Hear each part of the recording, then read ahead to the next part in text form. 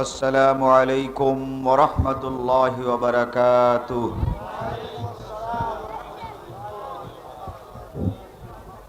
الحمد لله نحمده ونستعينه ونستغفره ونؤمن به ونتوكل عليه ونعوذ بالله من شرور أنفسنا ومن سيئات أعمالنا. من يهده الله فلا مضل له ومن يضلله فلا هادي له. ونشهد أن لا إله إلا الله وحده لا شريك له. ونشهد أن محمدًا عبده ورسوله. أما بعد فإن خير الحديث كتاب الله وخير الهدي هدي محمد صلى الله عليه وسلم. وشر الأمور محدثاتها وكل محدثة بدعة وكل بدعة ضلالة وكل ضلالة في النار. أعوذ بالله من الشيطان الرجيم. بسم الله الرحمن الرحيم. يا أيها النبي لم تحرم ما أحل الله لك تبتغي مرضات أزواجك. জনাব সভাপতি সাহেব, উপস্থিত ওলামায়ে কেরাম, মুসলমান ভাই সব,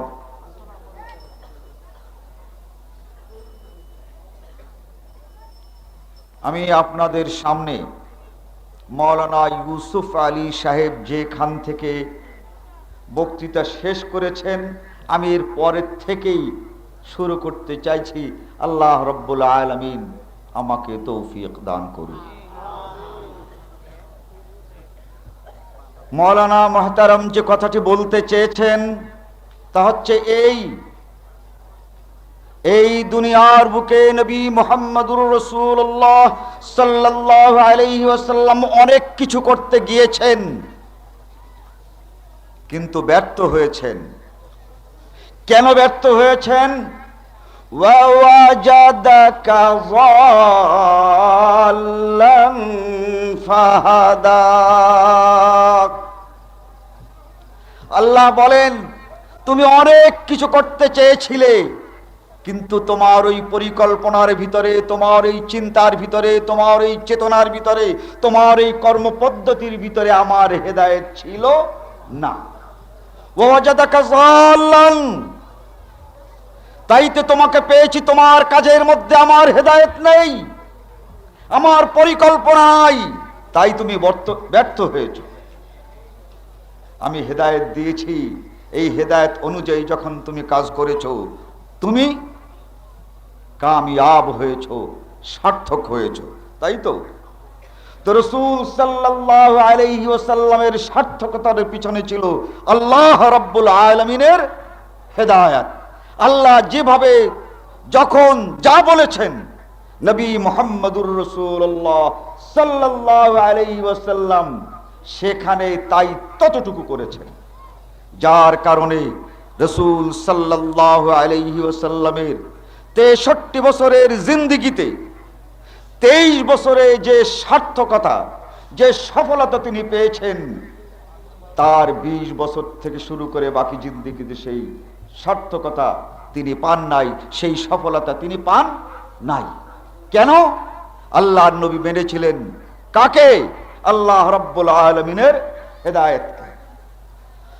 আজও যদি আপনাকে আর আমাকে এই দুনিয়ার বুকে সুখ, স্বাচ্ছন্দ্য, কামিয়াবি, উন্নতি, অগ্রগতি পেতে হয়, তাহলে আজও তার জন্য একমাত্র পথ আল্লাহ রাব্বুল আলামিনের পথ। সেই পথই হচ্ছে মানব জাতির একমাত্র উন্নতি আর অগ্রগতির পথ। কিন্তু এই পথটাকে বাদ দিয়ে আমরা উন্নতির পথ, আমরা সার্থকতার পথ তালাশ করি বলেই আমাদের জীবনে সব জায়গায় শুধু ব্যর্থতায় পরিপূর্ণ। শুধু আমরা ব্যর্থ কেন? আল্লাহ যে পথ দিয়েছিলেন সেই পথ আমরা নিচ্ছি না। এরপরে আবার আসেন রাসূল সাল্লাল্লাহু আলাইহি ওয়াসাল্লাম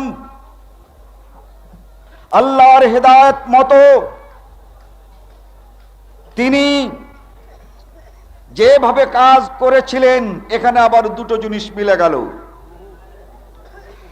একটা হচ্ছে আল্লাহর হেদায়েত, আর একটা হচ্ছে নবী মুহাম্মদুর রাসূলুল্লাহ সাল্লাল্লাহু আলাইহি ওয়াসাল্লামের সুন্নত। আল্লাহর হেদায়েত আর রাসূলের সুন্নত।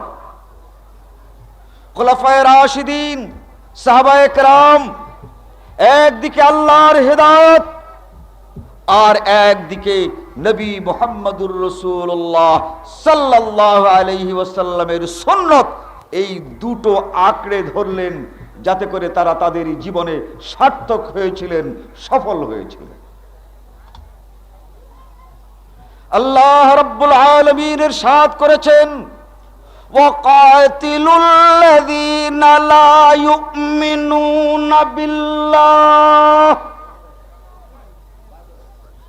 হে আল্লাহর নবী, যারা বেঈমান তাদের বিরুদ্ধে যুদ্ধ করো। কাতিলুল লাযীনা লা ইউমিনুনা বিল্লাহ। ইয়া আইয়ুহান নাবিয়্যু হারযিল মুমিনিনা আলাল কিতাল। হে আল্লাহর নবী, মুসলমানদেরকে অমুসলিমদের বিরুদ্ধে যুদ্ধ করার জন্য উৎসাহিত করো। আল্লাহ তাআলা যুদ্ধ করতে বলেছেন। এই যুদ্ধ আল্লাহর নবীও করেছেন না করেন নাই? তা আল্লাহর হুকুমে আল্লাহর নবী যে যুদ্ধ করেছেন, ওই যুদ্ধটা আল্লাহর হুকুম আল্লাহর নবী প্রতিপালন করেছেন। এখানে যোগ হয়েছে দুটো জিনিস, একটা আল্লাহর হুকুম, আর যুদ্ধ যেভাবে করেছেন ওটা হচ্ছে রাসূলের সুন্নাত। আজ মুসলিম জাতির সামনে যে অবস্থা, এর থেকে যদি উত্তরণ করতে হয় তো একমাত্র পথ আল্লাহ রাসূল সাল্লাল্লাহু আলাইহি ওয়াসাল্লাম বিদায় হজে বলে যান। عن عمران بن حسين رضي الله تعالى عنه قال قال رسول الله صلى الله عليه وسلم في حجة الوداع إني تارك فيكم الثقلين। হে আরাফায় উপস্থিত মুসলমান জনতা শুনে রাখো, ইন্নী তারিকুন ফীকুমুস সাকালাইন, আমি তোমাদের কাছে মাত্র দুটো মূল্যবান জিনিস রেখে যাচ্ছি। আহাদুমা কিতাবুল্লাহ, এর একটি হচ্ছে আল্লাহর কিতাব, ওয়াসানিহিমা সুন্নতি, আর দ্বিতীয়টা হচ্ছে আমার সুন্নত। কোন সাহাবী, তাবেঈ, তাবেঈ তাবী আর কারো সুন্নত নয়, আমার সুন্নত। লান ইয়াতাফাররাকা হাত্তা ইয়ারিদাল হাউজ। হে দুনিয়ার মুসলমান, এই কোরআন আর সুন্নাত তোমাদেরকে আঁকড়ে ধরতে হবে। মরে যদি যাও, হাউজে কাউসারের সামনেও এই কোরআন সুন্নাহ নিয়ে যেতে হবে। যদি আমাকে পেতে চাও তাহলে আমার সামনে। আমি দেখতে চাই যে মরে যাওয়ার পরও তোমরা এই কোরআন এবং সুন্নাহকে আঁকড়ে ধরেছিলে। তোমাদের এই কোরআন এবং সুন্নাহ ছেড়ে দিলে চলবে না। লান তাযিল্লু বিমা তামাসসাকতুম বিহিমা। এই কোরআন সুন্নাহকে যদি আঁকড়ে ধরো, দুনিয়ার বুকে কোনোদিন তোমরা লাঞ্ছিত হবে না, পদদলিত হবে না, অপমানিত হবে না, জীবনে কোনোদিন তোমরা ব্যর্থ হবে না, পথভ্রষ্ট হবে না। তাহলে জিনিস আমাদের জন্য কটা? দুটো। একটা হচ্ছে আল্লাহর কোরআন, আর একটা হচ্ছে নবী মুহাম্মদুর রাসূলুল্লাহ সাল্লাল্লাহু আলাইহি ওয়াসাল্লামের হাদিস। মাওলানার কাছে সত্য ইতিহাস শুনেছেন, এই ইতিহাসের শিক্ষাটা কি? এর আগে আরেকটি ঘটনা বলি। আল্লাহ রাব্বুল আলামিন নবী মুহাম্মদুর রাসূলুল্লাহ সাল্লাল্লাহু আলাইহি ওয়াসাল্লামকে বললেন স্বপ্নের মাধ্যমে যে উমরা করে আসো। আমি শুধু ঐতিহাসিক দৃষ্টান্ত অল্প করে দিচ্ছি। উমরা করে আসো। রাসূল সাল্লাল্লাহু আলাইহি ওয়াসাল্লাম উমরা করার উদ্দেশ্যে মক্কার দিকে যাত্রা করে হুদাইবিয়া পর্যন্ত পৌঁছান।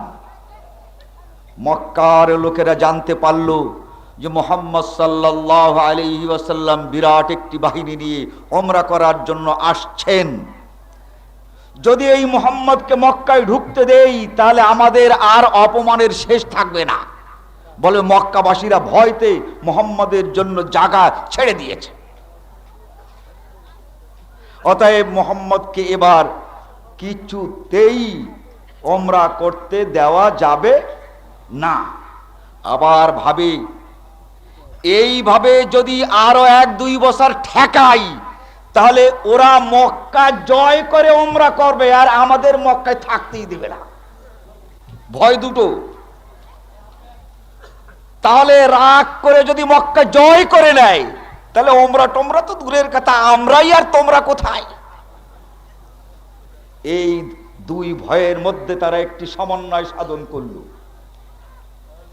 কি তা? অন্তত পক্ষে বলতে হবে যে এই বছরের মতো তোমরা এই মক্কায় ঢুকতে পারবে না আগামী বছর। তাহলে আমাদেরও ইজ্জত বাঁচে আর ওদের হাত থেকেও আমরা রক্ষা পাই। বুঝতে পেরেছেন? মাতুব্বরদের পুলিশই তো। এই হুদাইবিয়াতে সন্ধি হলো। এই সন্ধিতে আল্লাহর নবী তিনি যে সকল শর্ত মেনে নিলেন, সেই দিন যদি আপনারা থাকতেন আপনারাও বোধহয় মানতে পারতেন না। শর্তের ভিতরে হলো এই যে মুহাম্মদ সাল্লাল্লাহু আলাইহি ওয়াসাল্লামের পক্ষ থেকে যে শর্ত হবে, এখানে মুহাম্মদ ইবনে আব্দুল্লাহ লিখতে হবে, মুহাম্মদুর রাসূলুল্লাহ লেখা যাবে না। চুক্তিনামা দুই দিকে হবে তো, একদিকে রসুলের নাম থাকবে আর একদিকে মক্কাবাসীর নাম থাকবে। এখন এই মুসলমানদের পক্ষ থেকে রসুলের নাম যেখানে থাকবে ওখানে লিখতে হবে মুহাম্মদ ইবনে আব্দুল্লাহ, ও জায়গায় মুহাম্মদুর রাসূলুল্লাহ লেখা যাবে না। বলে আমরা যদি মুহাম্মদুর রাসূলুল্লাহ মেনেই নিলাম তাহলে তোমাদের সঙ্গে আমার যুদ্ধটা কিসের? আমরা তো মানি নাই। এই আমরা এখনো তাকে মানি, আব্দুল্লাহর পুত্র মুহাম্মদ, তাই ওইখানে মুহাম্মদ ইবনে আব্দুল্লাহ লিখতে হবে। এই দিকে হযরতে আলী রাদিয়াল্লাহু তাআলা আনহু মিন মুহাম্মাদির রাসূলুল্লাহ সাল্লাল্লাহু আলাইহি ওয়াসাল্লাম লিখে ফেলেছিলেন মিন মুহাম্মাদির রাসূলুল্লাহ। সাহাবারা বলেন যে আল্লাহ রাসূলের নাম লিখেছি, মিথ্যা লেখি নাই, অতএব ওটা কাটতে পারবো না।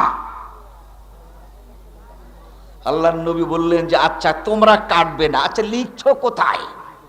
বুঝেছেন? ওটা লিখলে কোথায়? বলে এই জায়গায়। বলে দি কলমটা দাও, খচখচ করে কেটে দিলেন। বুঝতে পেরেছেন? সকল সাহাবারা লেখাপড়া জানতেন না। আল্লাহ তাআলা বলেন হুয়াল্লাযী বাসা ফিল উম্মিনা রাসূলা, আমি মুহাম্মদ সাল্লাল্লাহু আলাইহি ওয়াসাল্লামকে যাদের মধ্যে রাসূল করে পাঠিয়েছি তারা ছিল উম্মি, তার মানে বিরাট বিরাট বিদ্বান, তাই না? উম্মি মানে কি? উম্মি মানে অশিক্ষিত। উম্মি রাসূলের অবস্থাটা কি? জিবরাইল আলাইহিস সালাতু ওয়াস সালাম আসছেন, এসে বলছেন ইকরা, পড়ো। রাসূল কি বললেন? মা আনা বেকারিন, আমি পড়তে জানি না। তাহলে রসুলের অবস্থাটা কি? আল্লাহ রসুল যদি বলতেন হে সাহাবারা তোমরা লিখে প্রশ্ন পাঠাও, তাহলে সাহাবারাও লিখতে জানতো না। আর রসুল দেখে তো জিবরাইলকে যখন বলেছেন না মা আনা বেকারিন, আমি পড়তে পারি নাই, তাই এই প্রশ্ন দেখি বলতেন না কি যে আমি পড়তে পারি? বন্ধুগণ, ইতিহাস জানেন, একটু লড়াচড়া করেন সব সমাধান হয়ে যাবে। আল্লাহ নবী বলেছেন মা আনা বিকারিন, আমি পড়তে জানি না। আল্লাহ নবীর এই কথা সত্য না মিথ্যা? তাহলে যদি লিখে আল্লাহ নবীর কাছে দেওয়া হতো তাহলে আল্লাহ নবী পড়তে পারতেন না। আবার যাদের মধ্যে পাঠানো হয়েছে হুয়াল্লাযী বাসা ফিল উম্মিয়্যিনা রাসূলা, উম্মীদের মধ্যে পাঠানো হয়েছে, সকলে লেখাপড়া জানতেন না। আল্লাহ নবী বললেন যে আচ্ছা লিখেছো কোথায় আমার নামটা? বলে এই জায়গায়। বলে আচ্ছা, কেটে দিলেন। বন্ধুগণ, রাসূল সাল্লাল্লাহু আলাইহি ওয়াসাল্লাম এই যে কাজটা করলেন, এটাকে মুসলমানরা বরদাস্ত করতে পেরেছেন? যে আমার নবীর নাম লেখা হওয়ার পর কাটা হবে, এটা সহ্য করা যায়? যায় না। এরপরে আবার ঘটনা ঘটলো কি? লিখলেন মক্কা থেকে কোনো মুসলমান যদি মদিনায় পালাতে যায় আর মক্কাবাসীরা যদি ওই মুসলমানকে চায়, তাহলে ওই মদিনায় পালিয়ে যাওয়া মক্কার এই মুসলমানকে মক্কাবাসীদের হাতে তুলে দিতে হবে। খুব ভালো কথা না? মক্কা থেকে একজন মুসলমান আত্মরক্ষা করার জন্য গেল মদিনায়। এখন মক্কার ওই মুসলমান চলে যাওয়ার পর মক্কার লোকেরা যে যদি বলে যে আমাদের লোক তোমাদের এইখানে এসেছে মুসলমান হয়ে পালাতে, ওদেরকে আমাদের কাছে দিতে হবে। আল্লাহর নবী লিখলেন যে হ্যাঁ, ফেরত দেব। কেমন ভালো লাগছে? আবার বলছে, লিখলেন শর্তে সই করলেন, মদিনা থেকে কোন লোক বেঈমান হয়ে যদি মক্কায় ফিরে আসে আর মুসলমানরা যদি তাকে চায়, তাহলে কিন্তু মুসলমানদের কাছে এই বেঈমানকে ফেরত দেওয়া হবে না।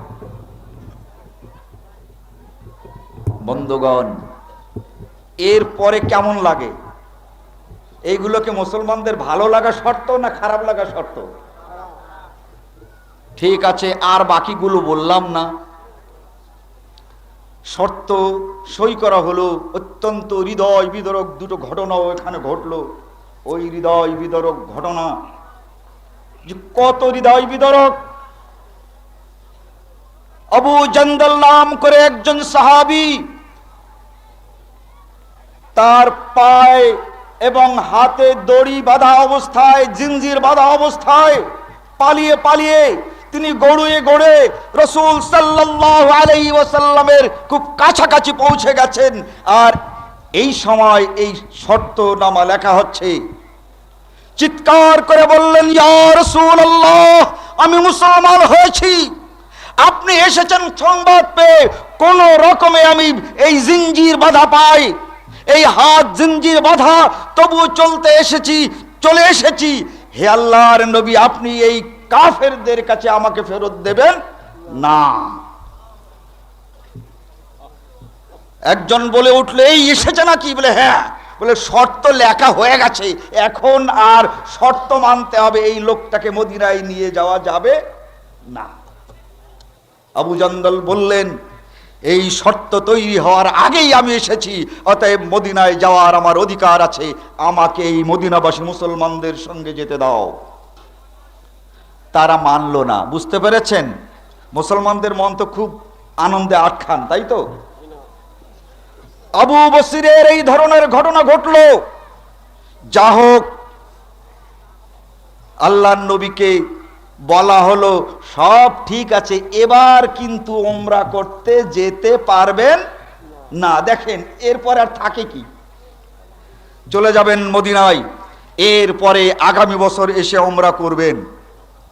আল্লাহর নবী রাজি হলেন। মসলা কি? উমরা করতে যে যদি মানুষ বাধাগ্রস্ত হয় তবুও কিন্তু কোরবানি করতে হয়। তার বাধা পেয়েছে, যেতে পারছে না, তবুও এই উমরার জন্য যে হাদি যে কোরবানির জানোয়ার নিয়ে যেতে হয় বা কিনতে হয়, ওটা কিন্তু জবাই করতে হয়। ওরা শর্তনামা নিয়ে খুব ফুর্তি করতে করতে চলে গেছে, বুঝেছেন? কেন জিত কাদের? জিত মূলত দেখা যাচ্ছে কাদের? বাহ্যত দেখা যাচ্ছে মক্কাবাসীদের, তাই তো? মুসলমানেরা বলছে আমরা কি এইখানে একদম মরতেই এসেছিলাম? হ্যাঁ, এত অপমান! রাসূল সাল্লাল্লাহু আলাইহি ওয়াসাল্লাম বিদায় করার পর এখন কোরবানির জানোয়ার জবাই করবেন তো সবাইকে বলেন, ওহে তোমরা বের হও, ওমরা যখন করা যাচ্ছে না কোরবানি করো, ওই জানোয়ার জবাই করো। কেউ আসে না, সব ইজমা করেছে। বলে আল্লাহর নবীর কথায় কেউ সাড়া দেব না, সব একমত। একমতের নাম কি? একমতের নাম ইজমা না? তো সমস্ত সাহাবারা ইজমা করেছে, আমাদের একটা কিছু না হলে আমরা এই কোরবানি করব না। ইজমা করে বসেছে, কেউ আর বের হয় না। গালিবান উম্মে সালমা রাদিয়াল্লাহু তাআলা আনহা রাসূলকে বললেন, ইয়া রাসূলুল্লাহ, সবাই রাগ করেছে, ওরা ঘরে খিমার ভিতরে লুকিয়ে আছে, রাগ করে আছে, থাক আপনি আপনার জানোয়ারটা নিয়ে বিসমিল্লাহে আল্লাহু আকবার বলে জবাই করেন, দেখবেন তার পরবর্তী অবস্থা। আল্লাহর নবী নিজে আসলেন, তার জানোয়ার জবাই করলেন। এখন একটা একটা করে সবাই আসতে লাগলো। এখন নিজেরাই ইজমা আর মানলো না। তাহলে রসুলের বুদ্ধে, হাদিসের বুদ্ধে যদি কোনো ইজমা হয় তাহলে সেটা তো দলিল হবে, তাই না? এই দুটো ইজমা মাওলানা দলিল দিয়েছেন যে হাদিসের বুদ্ধে ইজমা চলে না, বুঝতে পেরেছেন? কিন্তু আমাদের দেশে ইজমা আর কিয়াস তো দলিল। বন্ধুগণ, রাসূল সাল্লাল্লাহু আলাইহি ওয়াসাল্লামের হাদিস আর আল্লাহ রাব্বুল আলামিনের হেদায়েত, এটা ইসলাম আর মুসলমানের জন্য ইসলাম কমপ্লিট এবং মুসলমানের জন্য পরিপূর্ণ জীবন ব্যবস্থা। এখানে আর ইজমা কিয়াস ঢুকবার কোনো পথ নাই, বুঝতে পেরেছেন? অতএব মুসলমানেরা যখন একমাত্র আল্লাহর কোরআন আর নবী মুহাম্মদুর রাসূলুল্লাহ সাল্লাল্লাহু আলাইহি ওয়াসাল্লামের হাদিসকে অনুসরণ করেছে, পরাজিত হয় নাই। উসামা বিন যায়েদকে পাঠিয়েছিলেন স্বয়ং মুহাম্মদুর রাসূলুল্লাহ সাল্লাল্লাহু আলাইহি ওয়াসাল্লাম। হযরত আবু বকর সিদ্দিক ছাড়া সবাই কিন্তু হযরত ওমরের সঙ্গে একমত যে উসামার মতো 17 বছরের ছেলেকে হিরাক্লিয়াসের রাষ্ট্রের বিরুদ্ধে কিছুতেই পাঠানো যাবে না। কিন্তু হযরত আবু বকর বললেন কি, যে ওসামা বিন যায়েদ যদি মুসলিম জাতির, মুসলিম বাহিনীর নেতৃত্ব দেওয়ার মতো উপযুক্ত না হতো তাহলে আল্লাহর নবী তাকে সেনাপতি করতেন না। মাওলানা বলেছেন না, এটাই সত্য কথা। বলে আমি বদলাতে পারবো না রসুলের সিদ্ধান্ত, তোমাদের সকলের কথায় বদলাতে পারবো না। তার মানে আবু বকর কারো ইজমা মানলেন না। বলে এটা যদি না মানেন তাহলে আর একটা, মাওলানা বলেন নাই, বলে এক কাজ করা যাক, তাহলে দুইটার মধ্যে আগে বিদ্রোহ দমন করি, ওসামা ঠিক থাকবে, কিন্তু আগে ওসামাকে, খালেদ বিন যায়েদকে আমরা বিদ্রোহ দমনের জন্য আগে পাঠাই, তারপরে ওই ইরাকের দিকে লোক পাঠাবো। তা আগে এইটা করেন, একটু বদলাই দেন, আগে পিছে মত একমত আছি, মানে রসুলের সিদ্ধান্তটা হবে পরে আর আমাদের সিদ্ধান্তটা হবে আগে। হযরত আবু বকর কি বললেন, যাও তোমাদের কাউকে লাগবে না। বনি হানফিয়ার বুদ্ধে যদি আমি আবু বকরকে যেতে হয় তাহলে আমি সকলকে না নিয়ে গেলেও তোমরা যদি না যাও আমি আবু বকর একাই যাব, ইনশাআল্লাহুর রহমান আমি বিজয়ী হব, জিত আমি রসুলের সিদ্ধান্ত উল্টাতে পারবো না। এই ঘটনা পরে আর ওই ঘটনা আগে। তাহলে দেখা গেল হযরত আবু বকর সিদ্দিক সাহাবাদের ইজমা মানেন নাই, কিন্তু এখন যদি মালিকীদের ইজমা হয় তা কিন্তু দলিল হবে। হযরত আবু বকরের কাছে সাহাবাদের ইজমা দলিল হলো না। ওমর যে ইজমার নেতৃত্ব দিলেন সেই ইজমা আল্লাহর নবীর সাহাবী আর প্রথম খলিফা হযরতে আবু বকর সিদ্দিকের কাছে এই ইজমা দলিল হলো না, কিন্তু আমাদের কাছে দলিল। গন্ডগোল তো ওইখানেই আমাদের সর্বনাশ। বন্ধুগণ, ও কথাই আল্লাহর নবী স্পষ্ট করে বলেছেন। এই দুটো জিনিস রেখে যাচ্ছি, ইন্নী তারিকুন ফীকুমুস সাকালাইন, ইন্নী তারাকতু ফীকুম, আমি তোমাদের কাছে রেখে যাচ্ছি শাইআইন, দুটো জিনিস। একটা হচ্ছে কিতাব আল্লাহ, আর একটা হচ্ছে সুন্নাত। এই দুটো জিনিসকে তোমরা যদি আঁকড়ে ধরো, ইন আসামতুম বিহিমা লান তাযিল্লু আবাদা, কোনদিন তোমরা পথভ্রষ্ট হবে না। এই দুটো হাদিস কিতাবুল ইলম আল মুস্তাদরাক সহিহ সনদের সাথে। বন্ধুগণ, সাহাবায়ে কেরাম রাসূল সাল্লাল্লাহু আলাইহি ওয়াসাল্লামের সেই পথকে অনুসরণ করলেন, চার খলিফা সেই পথকে অনুসরণ করলেন, তারা কামিয়াব হয়েছিলেন। কিন্তু কিছুদিন পরে দুর্বিপাক আর বিপর্যয় দেখা দিল। এই বিপর্যয় আমাদের মাঝে প্রথম ঈমানের মধ্যে ঢুকলো, তারপরে আমলের মধ্যে ঢুকতে শুরু করে দিল। আমি গতকালকে যে বক্তৃতা রেখেছি সেই বক্তৃতার থেকেই বক্তৃতা শুরু করব, কিন্তু ভূমিকা স্বরূপ কিছু কথা আগে বলে নিচ্ছি। এটা প্রসঙ্গত আজকে কিছু কারণে বলতে হচ্ছে। ঈমানের মধ্যে যে সকল পরিবর্তন আনা হলো তা তো আনলই, কিন্তু একটি পরিবর্তন দেখা দিল। ঈমানের পর সর্বপ্রথম যে আমল সেটা হচ্ছে নামাজ। ঈমানের পর সবচেয়ে বড় আমল কি? নামাজ। এই নামাজের মধ্যে একটি পরিবর্তন আসলো। আমি ইতিহাস শর্ট করে নিয়ে আসছি। মদিনা মুনাওয়ারাতে নবী মুহাম্মদুর রাসূলুল্লাহ সাল্লাল্লাহু আলাইহি ওয়াসাল্লাম ইন্তেকাল করলেন, তাই তো? সেখানে তিনি নামাজ পড়েছিলেন না পড়েন নাই? নামাজ পড়েছিলেন। মদিনাবাসীরা সেই নামাজ দেখেছিলেন না দেখেন নাই? দেখেছেন। জীবনের সর্বশেষ নামাজ এই মদিনায় তিনি পড়েছিলেন। সাহাবায়ে কেরাম এই মদিনায় রাসূলের শেষ নামাজটা দেখেছেন, আর সেই শেষ নামাজটাই মদিনায় আজও পড়া হয়।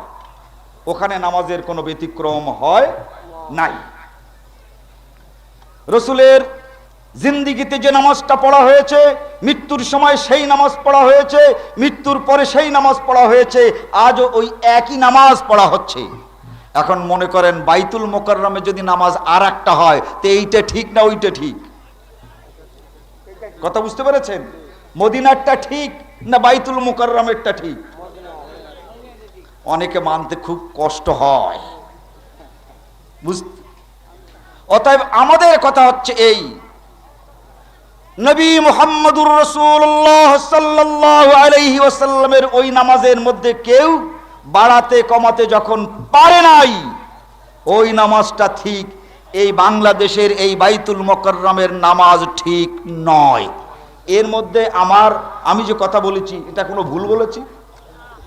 বাইতুল মুকাররমে আল্লাহ নবী মুহাম্মদুর রাসূলুল্লাহ নামাজ পড়ান নাই। নামাজ পড়েছেন কোথায়? ওই মদিনার মসজিদে হারামে, তাই তো? এখন এই নামাজ এটা এলো কোথার থেকে? একদল মানুষের ঈমান নষ্ট করার জন্য যেমন চেষ্টা করেছে, ওই মদিনার মসজিদের নামাজও নষ্ট করার জন্য চেষ্টা করেছে, কিন্তু জায়গা পায় নাই, সুযোগ পায় নাই। এরপরে মদিনা ছিল রাজধানী নিয়ে আসা হলো বাগদাদ। বাগদাদে বাদশাহ থাকেন, যা কিছু উলট পালট করার তৌফিক এখন বাগদাদে হয়ে গেছে, বুঝেছে? মদিনায় বসে করা যাবে না। উলট পালট যদি কিছু করতে হয় বাগদাদ মদিনার থেকে বেরাতে হবে। তাই কেউ কুফায় আসলেন, কুফায়ও ভালো মতো উলট পালট করা যায় না, বাগদাদ চলে গেলেন। একেবারে উলট পালট সব কিছু সম্ভব। এই বাগদাদে একটি লোক যার নাম হচ্ছে আবুল হাসান ইবনে আহমদ ইবনে মুহাম্মদ ইবনে জাফর আল বাগদাদি আল কুদুরি। লোকটির নাম কি? আবুল হাসান ইবনে আহমদ। তিনি একখানা নামাজ শিক্ষা লেখলেন যার নাম হচ্ছে কুদুরি। এখন তিনি লিখেছেন কিনা আজও কেউ নিশ্চয় করে বলতে পারে না। তার কারণ আরবিতে এবারতে লেখা আছে যে আবুল হাসান ইবনে আহমদ ইবনে মুহাম্মদ ইবনে জাফর আল বাগদাদি। আপনারা এই কিতাবখানের নাম আল মুখতাসারুল কুদুরি। আরাফাত পাবলিকেশনসের 25 নম্বর পৃষ্ঠা দেখবেন, এখানে বলা হচ্ছে বাংলায় যে না, আসলে নাম হচ্ছে আবুল হুসাইন আহমদ ইবনে মুহাম্মদ ইবনে আহমদ জাফর ইবনে হামদান আল বাগদাদি। এর নাম হচ্ছে আহমদ ইবনে মুহাম্মদ। আরবিতে লেখা আছে আবুল হাসান, আবার বাংলায় তর্জমা করছে যে না, ওই আরবি লেখাটা ভুল, আসলে হবে আহমদ ইবনে মুহাম্মদ। বলেন এর কোনটা ঠিক? এই কথাগুলো আজকে আমি বানিয়ে বানিয়ে বললে কেউ বিশ্বাস করবে না। আরাফাত পাবলিকেশনসের এই কুদুরি পড়ে তার 25 পৃষ্ঠায় দেখুন।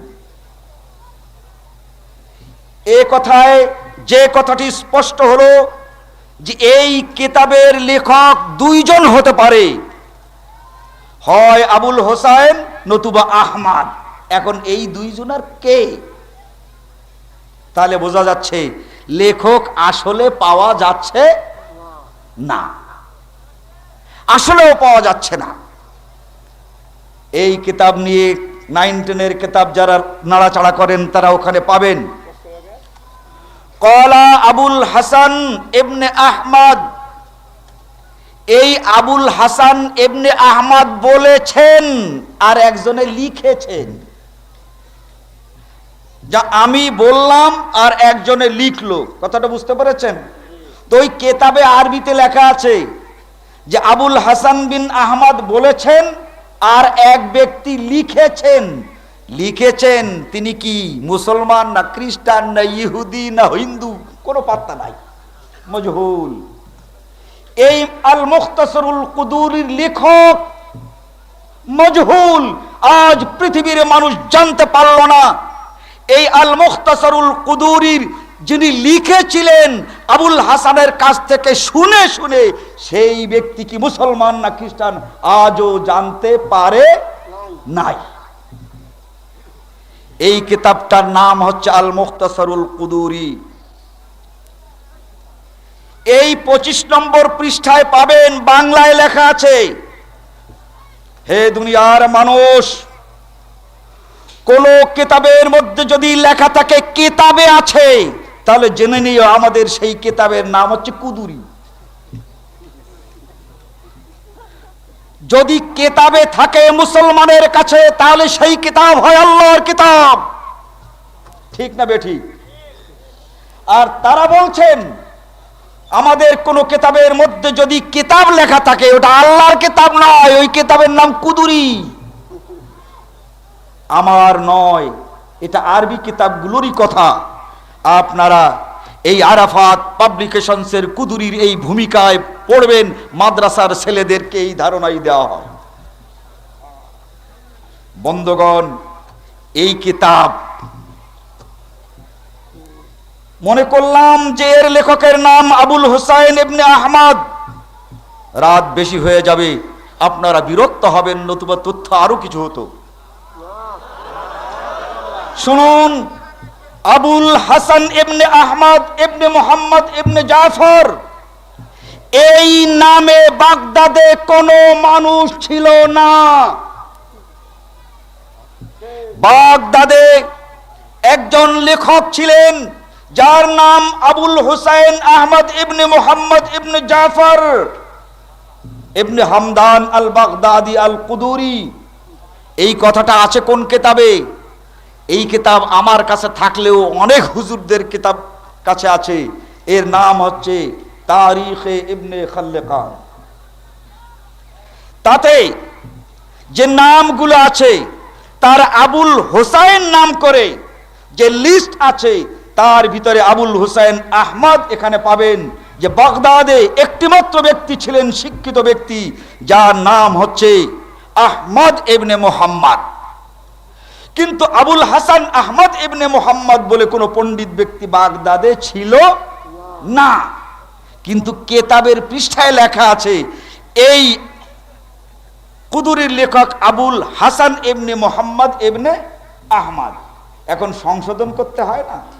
আমার মতো কোনো লোক যদি ওই ইবনে খাল্লেকান তুলে তুলে দেখতে শুরু করে দেয় যে এই কুদুরির লেখক আবুল হোসেন না আবুল হাসান, তাহলে বিপদ না? তাই বলছে ভাই, যদিও লেখা হয়েছে এই কিতাবের মধ্যে লেখকের নাম আবুল হাসান, দুঃখের বিষয় যত কিতাব কুদুরির আছে সব কিতাবেই আবুল হাসান আছে, তবে আসলে কথাটা ঠিক না, এখানে হবে আবুল হোসেন আহমদ ইবনে মুহাম্মদ। বন্ধুগণ, যারা আলেম তাদেরকে অনুরোধ করব, এই কুদুরির ইবনে খাল্লেকান পড়ার দরকার নাই। এই কুদুরি যেটা দেওবন্দ থেকে প্রকাশ করা হয়েছে, দিল্লি থেকে প্রকাশ করা হয়েছে, ওখানে 4 নম্বর হাসিয়াতে দেখবেন আমি যে কথাটা বলেছি সেই কথাটাই ওখানে লেখা আছে। যে লেখক পাওয়া যাচ্ছে না, তবে লেখক হবে সম্ভবত আবুল হোসেন ইবনে আহমদ। বলেন নাউজুবিল্লাহ। এখন এই নামের হেরফের বুঝতে পেরেছেন? কেউ যদি আবুল হাসান তালাশ করে, বাগদাদের ইতিহাসে আবুল হাসান কেউ নাই, ওখানে আবুল হোসেন আছে। এই আবুল হোসেন আছে বলে যিনি আছেন বলে উনি আমার বাবা।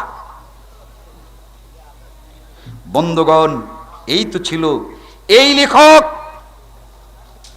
আবুল হোসাইনই যদি হন, তাহলে তিনি জন্মগ্রহণ করেছেন 362 হিজরিতে। আসলে তো আবুল হোসেন না, এটা ব্যাপারটা বুঝতে পেরেছেন তো? যদি ধরা হয় তাহলে তিনি ওই ইবনে খাল্লেকানে রয়েছে, তিনি জন্মগ্রহণ করেছেন 362 হিজরিতে, আর তিনি ইন্তেকাল করেছেন 428 হিজরিতে। তাহলে এই কুদুরি যদি এই আবুল হোসেন আহমদ ইবনে মুহাম্মদ লিখে থাকেন, তার লেখা সমাপ্ত হয়েছে 428 হিজরিতে। বুখারী শরীফের নাম শোনেন নাই? শুনেছেন তো? চট করে আমাদেরকে বলে, হে মিয়া, ইমাম বুখারী আগে না ইমাম আবু হানিফা আগে, বলে না? তাহলে শুনে রাখুন, টেপ তো হচ্ছেই। এই কুদুরি আর বুখারীর ব্যবধান হচ্ছে এই, ইমাম বুখারী 194 হিজরিতে জন্মগ্রহণ করেছেন এবং 156 হিজরিতে ইন্তেকাল করেছেন, আর এই 256 হিজরিতে ইন্তেকাল করেছেন, আর কুদুরি লেখা হয়েছে 428 হিজরিতে। বুঝতে পেরেছেন? তার মানে সহিহ আল বুখারী লিখিত হওয়ার 172 বছর পরে এই কুদুরি লেখা হয়েছে। 172 বছর পর। সহিহ আল বুখারীতে নামাজ নাই? আছে। ওই বুখারীর নামাজ পছন্দ হলে কি আবার কুদুরিতে নামাজ লেখে? বন্ধুগণ, ইমাম মুসলিম 202 হিজরিতে জন্মগ্রহণ করেছেন, 261 হিজরিতে তিনি ইন্তেকাল করেছেন। আর এই কুদুরি মুসলিম সম্মুখে থাকার পরে 160 বছর পরে এই কুদুরি লেখা হয়েছে। তাহলে এই বুখারী আর মুসলিম সামনে ছিল, এরপরে ওই কুদুরি লেখা হয়েছে। এখন এই যে কুদুরি লেখা হলো, একটি দৃষ্টান্ত দিয়ে, একটাই মাত্র দৃষ্টান্ত দিচ্ছি, যেহেতু কথা সামনে বাড়তে হবে। এই কুদুরির 64 নম্বর পৃষ্ঠায় আরাফাত পাবলিকেশনসের দেখবেন লেখা আছে, ইয়াতামিদু বিয়াদিহিল ইউমনা আলাল ইউসরা ওয়া ইয়াজাহুমা তাহতা সুররা। নামাজ যদি পড়তে চাও তাহলে বাম কবজার উপরে ডান কবজা রেখে এই নাভির নিচে বাঁধবে। বুঝেছেন? কোন কিতাব? কুদুরি। কত নম্বর পৃষ্ঠা? 64 নম্বর পৃষ্ঠা। দলিল কি? দলিল লাগবে কি? কিতাবে আছে? আগের কথা মনে আছে? দলিল লাগবে কি? কোনো দলিল নাই। যেহেতু এই কুদুরি কিতাবে আছে, আর তো দলিলের দরকার নাই। কিন্তু ওই বুখারী শরীফে কি আছে? عن سهل بن سعد قال كان الناس يؤمرون أن يضع الرجل اليد اليمنى على ذراعه اليسرى في الصلاة। সাহল বিন সাদ সাহাবী বলেন, আল্লাহর নবী ইরশাদ করেছেন, তোমরা যখন নামাজ পড়বে হাত বাঁধবে, বা হাতের উপরে ডান হাত রাখবে, এই জেরার উপরে জেরা রাখবে। এইভাবে যদি রাখা হয়, নাকের উপরে যায় না পায়ের তলায় পড়ে? কোন জায়গায় পড়ে? যেখানে পড়ে সেখানেই তো থাকবে। আমরা মানি কেন? ইমাম বুখারী 194 হিজরিতে জন্মগ্রহণ করেছেন, 256 হিজরিতে ইন্তেকাল করেছেন। রাসূল সাল্লাল্লাহু আলাইহি ওয়াসাল্লামের সাথে তো তার ঘন ঘন দেখা হয়েছে, তাই না? হয়েছে? হয় নাই। ইমাম বুখারী বলেন, হাদদাসানা আব্দুল্লাহ ইবনে মাসলামা। এই হাদিসটি আমি পেয়েছি আব্দুল্লাহ বিন মাসলামার কাছে। তিনি বলেন, এই হাদিস পেয়েছি আমি ইমাম মালিকের কাছে। তিনি বলেন, এই হাদিস পেয়েছি আমি আবু হাজেমের কাছে। আবু হাজেম বলেন, এই হাদিস পেয়েছি আমি হযরতে সাহল বিন সাদের কাছে। আর তিনি বলেন, আমি আল্লাহর নবীকে বলতে শুনেছি যে যদি নামাজ পড়ো তাহলে এই জেরার উপরে জেরা রাখবে। তাহলে বুখারীতে দলিল আছে না নাই? ইমাম বুখারী কি দলিল দিলেন? যেটা আমার কথা নয়, রাসূলের কথা, তার প্রমাণ আমি পেয়েছি মুহাম্মদ মাসলামার কাছে, তিনি পেয়েছেন মালিকের কাছে, তিনি পেয়েছেন আবু হাজেমের কাছে, তিনি পেয়েছেন সাহল বিন সাদের কাছে, আর সাহল বিন সাদ পেয়েছেন নবী মুহাম্মদুর রাসূলুল্লাহ সাল্লাল্লাহু আলাইহি ওয়াসাল্লামের কাছে। এর নাম সনদ আর এর নাম দলিল। কিন্তু ইয়াতামিদু বিয়াদিহিল ইউমনা আলাল ইউসরা তাহতা সূরাতা, দলিল কি? বলে দলিল নাই, ওটা আমাদের নামাজ। ওর কোনো দলিল নাই, এইটাই আমাদের কিতাবে আমাদের নামাজ। এখন জিজ্ঞাসা করি, কিতাবের দৃষ্টান্ত হিসাবে এই কুদুরির নামাজ, এটা কি রসুলের নামাজ না আবুল হাসান আহমদ ইবনে মুহাম্মাদের নামাজ? কার নামাজ এটা? এই কুদুরির নামাজ আবুল হাসান ইবনে আহমদের নামাজ অথবা আবুল হোসেন আহমদের নামাজ, তাই তো? এখন যদি কোনো ব্যক্তি, সমস্যা হচ্ছে এই বুঝতে আমরা চেষ্টা করি না। এই কুদুরি এই কিতাব লেখেন, কোন দলিল কোথাও দেন নাই। ইমাম কুদুরি তিনি ইন্তেকাল করেছেন 428 হিজরিতে, 328 হিজরিতে। আর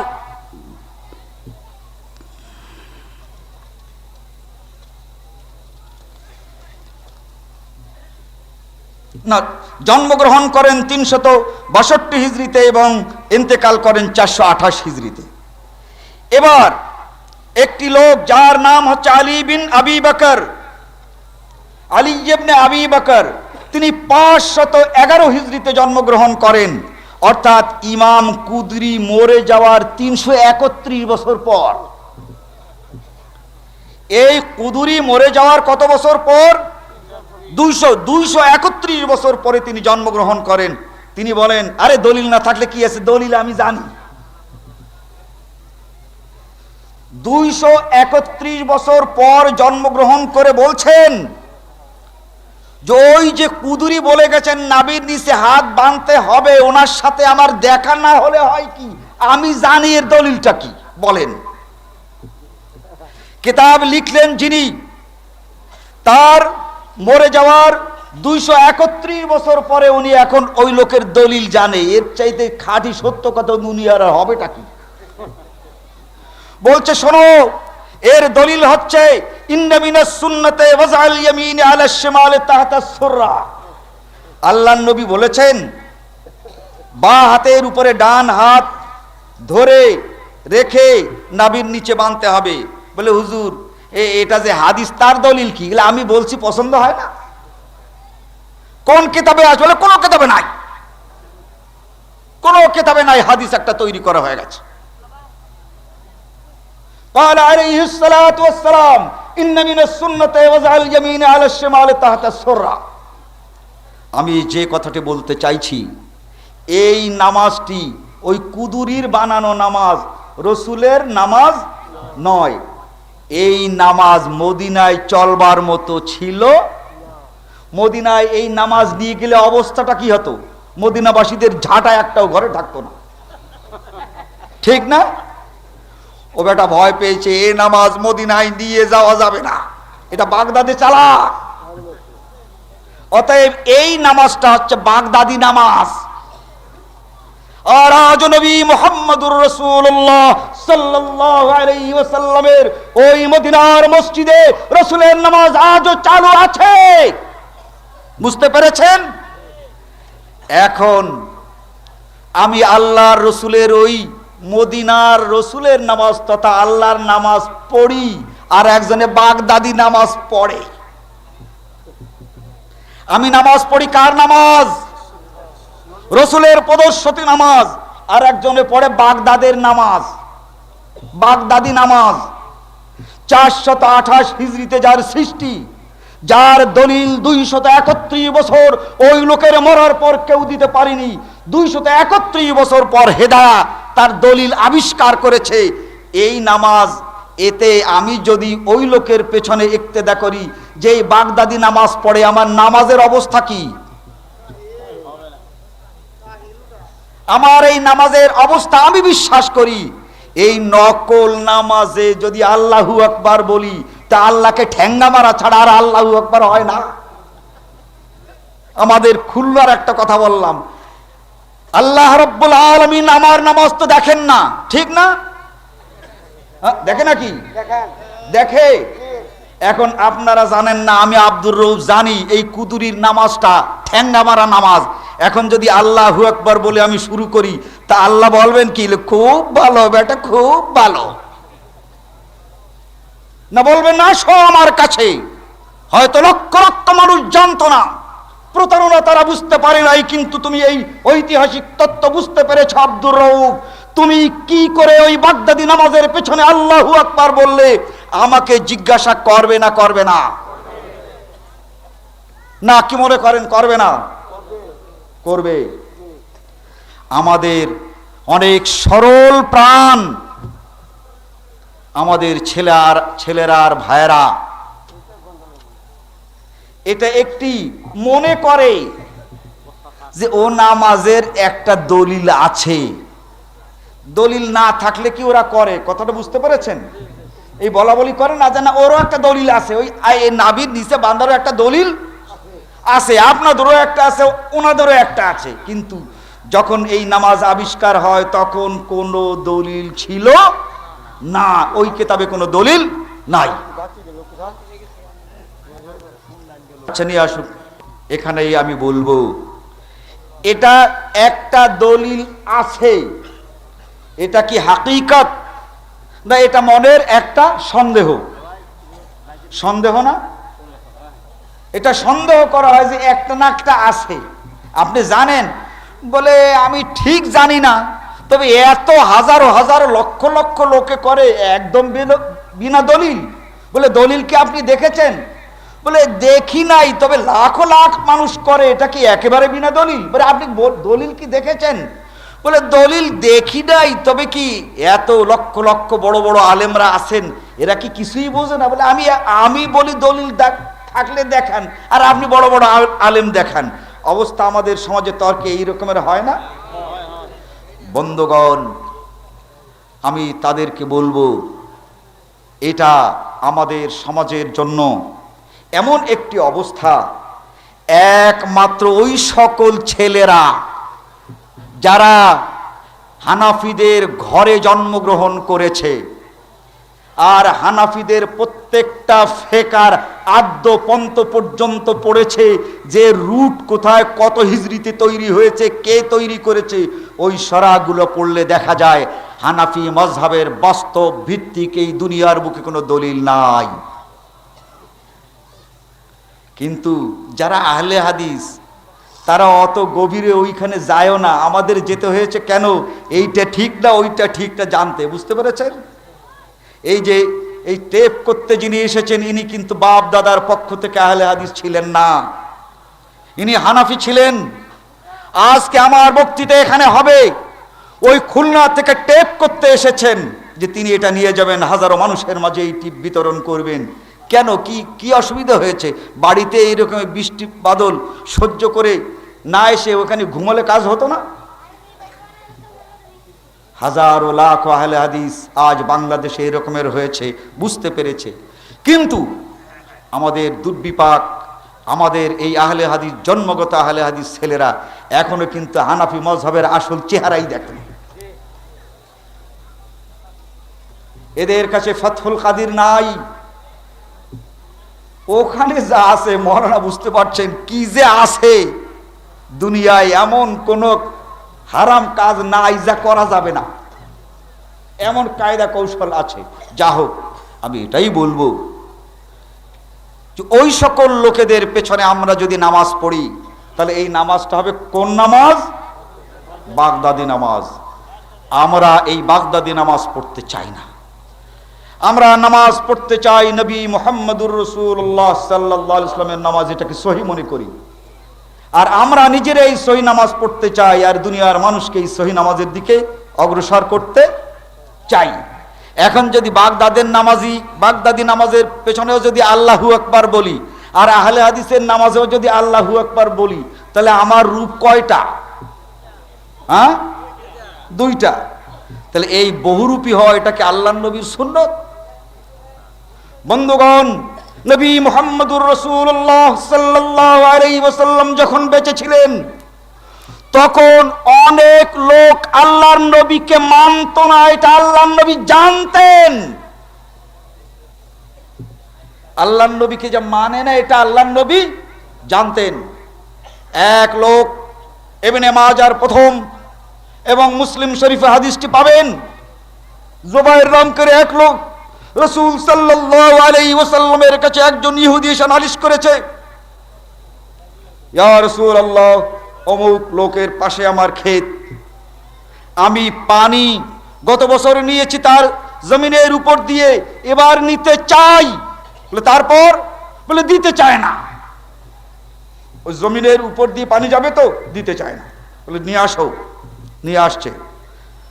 কি বলছেন, কেন তুমি পানি দিতে চাও না?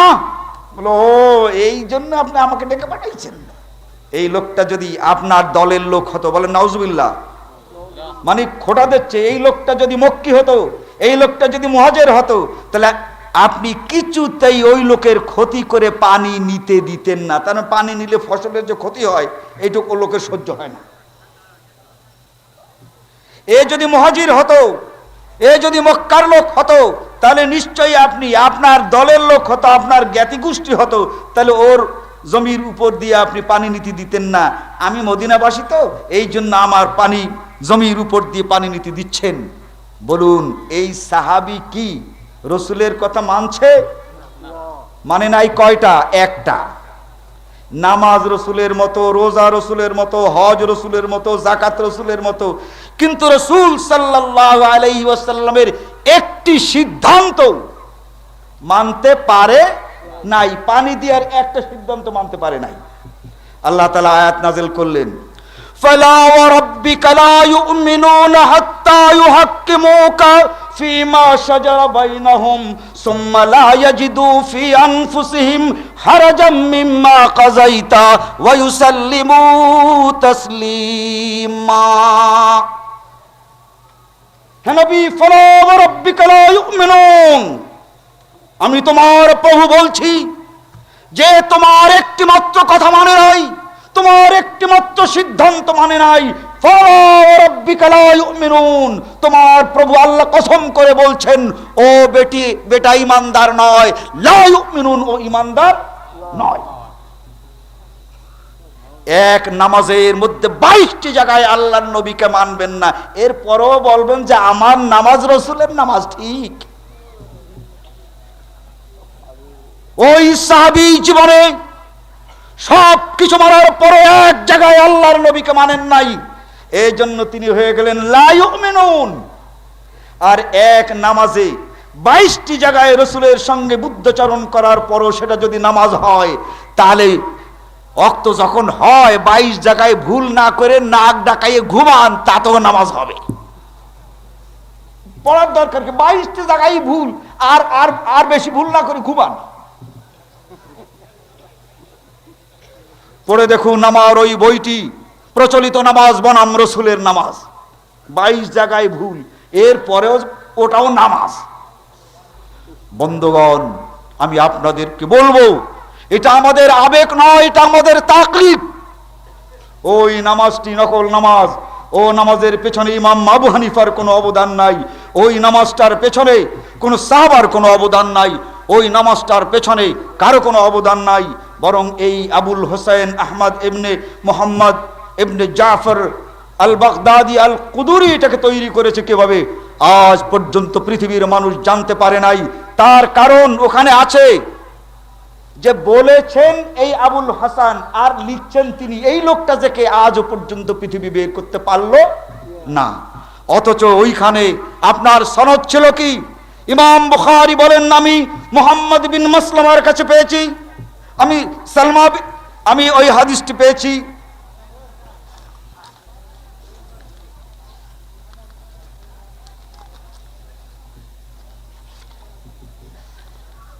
আব্দুল্লাহ বিন মাসলামার কাছে তিনি পেয়েছেন, ইমাম মালিকের কাছে তিনি পেয়েছেন, ইমাম আবু হাজমের কাছে তিনি পেয়েছেন, সাহল বিন সাদ সাহাবীর কাছে, আর তিনি পেয়েছেন রাসূলের কাছে। আছে না? এই রকমের কোনো সনদ নাই, এরপরেও সেটা নামাজ। তাই আমরা অনুরোধ করি যে আপনারা সাবধান হন এবং জিজ্ঞাসা করেন যে এই নামাজটি কোথা থেকে এলো। দেখবেন কেউ টু শব্দটি করে আপনাকে সঠিক তথ্য সকলে দিতে পারবে না, কেউ পারবে আর কেউ পারবে না।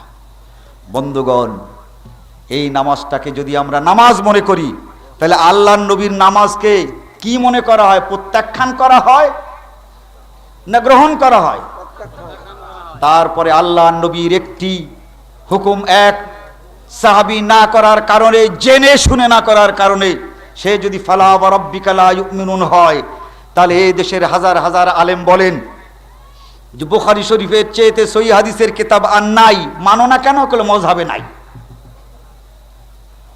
এরপরে মুসলিম শরীফের চেয়েতে সহিহ হাদিসের কিতাব নাই, বলে মানেন না কেন? কলে মযহাবে নাই। এই সহিহ হাদিসগুলো মানেন না কেন? বলে মযহাবে নাই। এরপরেও যদি আমরা মনে করি অন্য কিছু, তাহলে আমাদের দারুণ ভুল হবে। অতএব আহলে হাদিস দিগকে যদি সত্যিকার অর্থে নামাজকে দুরুস্ত করতে হয়, তাহলে একমাত্র আল্লাহর নবীর নামাজ, ওই মদিনার নামাজ যেখানে হচ্ছে, ওই নামাজের সঙ্গে সাদৃশ্য যে নামাজ আছে, ওই নামাজের মতো যে নামাজ পাওয়া যাবে, সেই নামাজের সঙ্গেই, সেই নামাজের সঙ্গেই সেই ইমামের পেছনেই ইক্তেদা করতে হবে।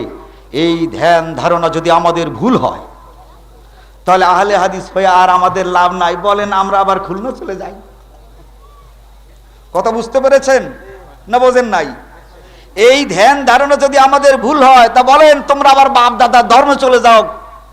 আমরা একটা কিছুদিন তা ভাবনা করি, তাহলে এই মৌলানা সাহেব বলছেন আমি আছি, এই সব নতুনরা আবার চলে যাই। এখনো যদি সেখানে যাই, আমাদের কদর কম হবে না। কিন্তু যে কদর পেতে চাই আল্লাহর কাছে, আল্লাহর নবীর কাছে, সেই কদর জিন্দেগিতে কোনোদিন পাওয়া যাবে না। বন্ধুগণ, অত্যন্ত কঠিন হলেও এই কথাগুলো বলার পর আমি আপনাদের সামনে গতকালকে যে বক্তৃতা রেখেছিলাম, তার খানিকটা আপনাদের সামনে আমি বলছি। জানি না আমার শরীর কত সময় পর্যন্ত পারমিশন দেবে। নামাজ যেমন আসল আর নকল হয়েছে, তাই না? হয়েছে না হয় নাই? ভাই, তবলিগে জামাত কিন্তু আসল আর নকল আছে। কালকের কথা মনে আছে? হ্যাঁ, এই তবলিগে জামাতও কিন্তু আসল আর নকল আছে। আমি হাদিসের দৃষ্টিতে আপনাদের সামনে অত্যন্ত সংক্ষেপ করে তুলে ধরছি। আন আলী রাদিয়াল্লাহু তাআলা আনহু قال إني سمعت رسول الله صلى الله عليه وسلم يقول سيخرج قوم في آخر الزمان حداث الأسنان سفهاء الأحلام يقولون من خير قول البرية لا يجاوز إيمانهم حناجرهم। বুখারী কিতাবু ইস্তিতাবাতিল মুআনিদিন ওয়াল মুরতাদ্দিন, জেলদে দুম, দিল্লির ছাপা 1024, বাবুল খাওয়ারিজ। হযরত আলী রাদিয়াল্লাহু তাআলা আনহু বলেন যে আল্লাহ রাসূল বলেছেন সায়াখরুজু কওমুন, একটি কওম, একটি দল ঘর থেকে কিন্তু বের হবে। আমরা বের হই না? একটি দল বের হবে ফি আখিরিজ জামান, আমার মরে যাওয়ার পর। এখন দেখতে হবে এই আমাদের তবলিগি জামাত আর ওই তবলিগি জামাতের মধ্যে পার্থক্য হচ্ছে এই, আমাদের তবলিগ যদি সাহাবাদের সময় থেকে হয়ে থাকে তাহলে কিন্তু আমরা এই দলের মধ্যে নাই, যে দলের কথা আল্লাহর নবী বললেন যে আমার মরণের পরে বের হবে। কথা খুব কঠিন লাগছে নাকি? বুঝতে পেরেছেন? তাহলে আমাদের এই তাবলীগ, আমাদের মসজিদ, আমাদের কেন্দ্র কোথায়? মদিনা মুনাওয়ারা। আমাদের নামাজের সঙ্গে ওই মদিনার নামাজের মিল না গড় মিল? তাহলে এই দল আর রসুল যে দল তৈরি করেছিলেন তবলিগের জন্য, সেই দলের সঙ্গে সাদৃশ্য হচ্ছে এই যে এই দলটি আগে আল্লাহর নবীর সময় তৈরি হয়েছে, আল্লাহর নবীর ইন্তেকালের পর তৈরি হয় নাই। সায়াকুনু ফি আখিরিজ জামান হুদাসুল আসনান। এই দলের মধ্যে যারা আছে এদের অধিকাংশ লোক হলো অশিক্ষিত আর মূর্খ। হুদাসুল আসনান সুফাহাউল আহলাম। কোন শিক্ষিত লোক যদি যায়, বলে হুজুর আপনি কি করেন? না আমি প্রফেসর। কোন কলেজের? অমুক কলেজের। তো কোথায় আসলেন? তবলিগ জামাত নিয়ে আসছি। বলে তাহলে রিকশা চালাই। বলে আপনি আমির হলেন কেমন করে? বলে 4 চিল্লা দিয়েছি, এই জন্য এই যোগ্যতার ভিত্তিতে আমি আমির হয়েছি। আর এই প্রফেসর বলে এটা গবেট, ও তো 1 চিল্লাও দেয় না, বোঝে কি? বাস্তব না অবাস্তব? মৌলানা মুমতাজউদ্দিন সাহেব বুখারী শরীফ পড়াতেন, তিনি এক সময় গেলেন, জিজ্ঞাসা করলাম পেলেন কি? বলে হারাই আসছি সবকিছু। তার মানে বুখারী শরীফের সবক 1 মাস পড়াতে পারি নাই, ওদেরকেও মাহরুম করেছি, আল্লাহর কাছে জবাব দেব তাই এখন বুঝে পাই না। সুফাহাউল আহলাম, যে সকল শিক্ষিত লোক যাবে এইগুলো মূর্খের মতো আচরণ করবে। সায়াকুলুস সুফাহা পড়েন নাই কোরআন শরীফের ভিতরে? ইয়াকুলুনা মিন খায়রি কাওলিল বারিয়া। এদের বয়ান খালি ফজিলতের বয়ান, এদের চাইতে ফজিলতের ওয়াজ দুনিয়ায় কেউ এর সংখ্যা দিয়ে করতে পারে না। ইয়াকুলুনা মিন খায়রি কাওলিল বারিয়া, কাওলিল বারিয়া সব চাইতে শ্রেষ্ঠ কথা, সব চাইতে শ্রেষ্ঠ ফজিলত সব এরা বয়ান করে। কাওলিল বারিয়া, বারিয়া বলা হয় সব চাইতে শ্রেষ্ঠ।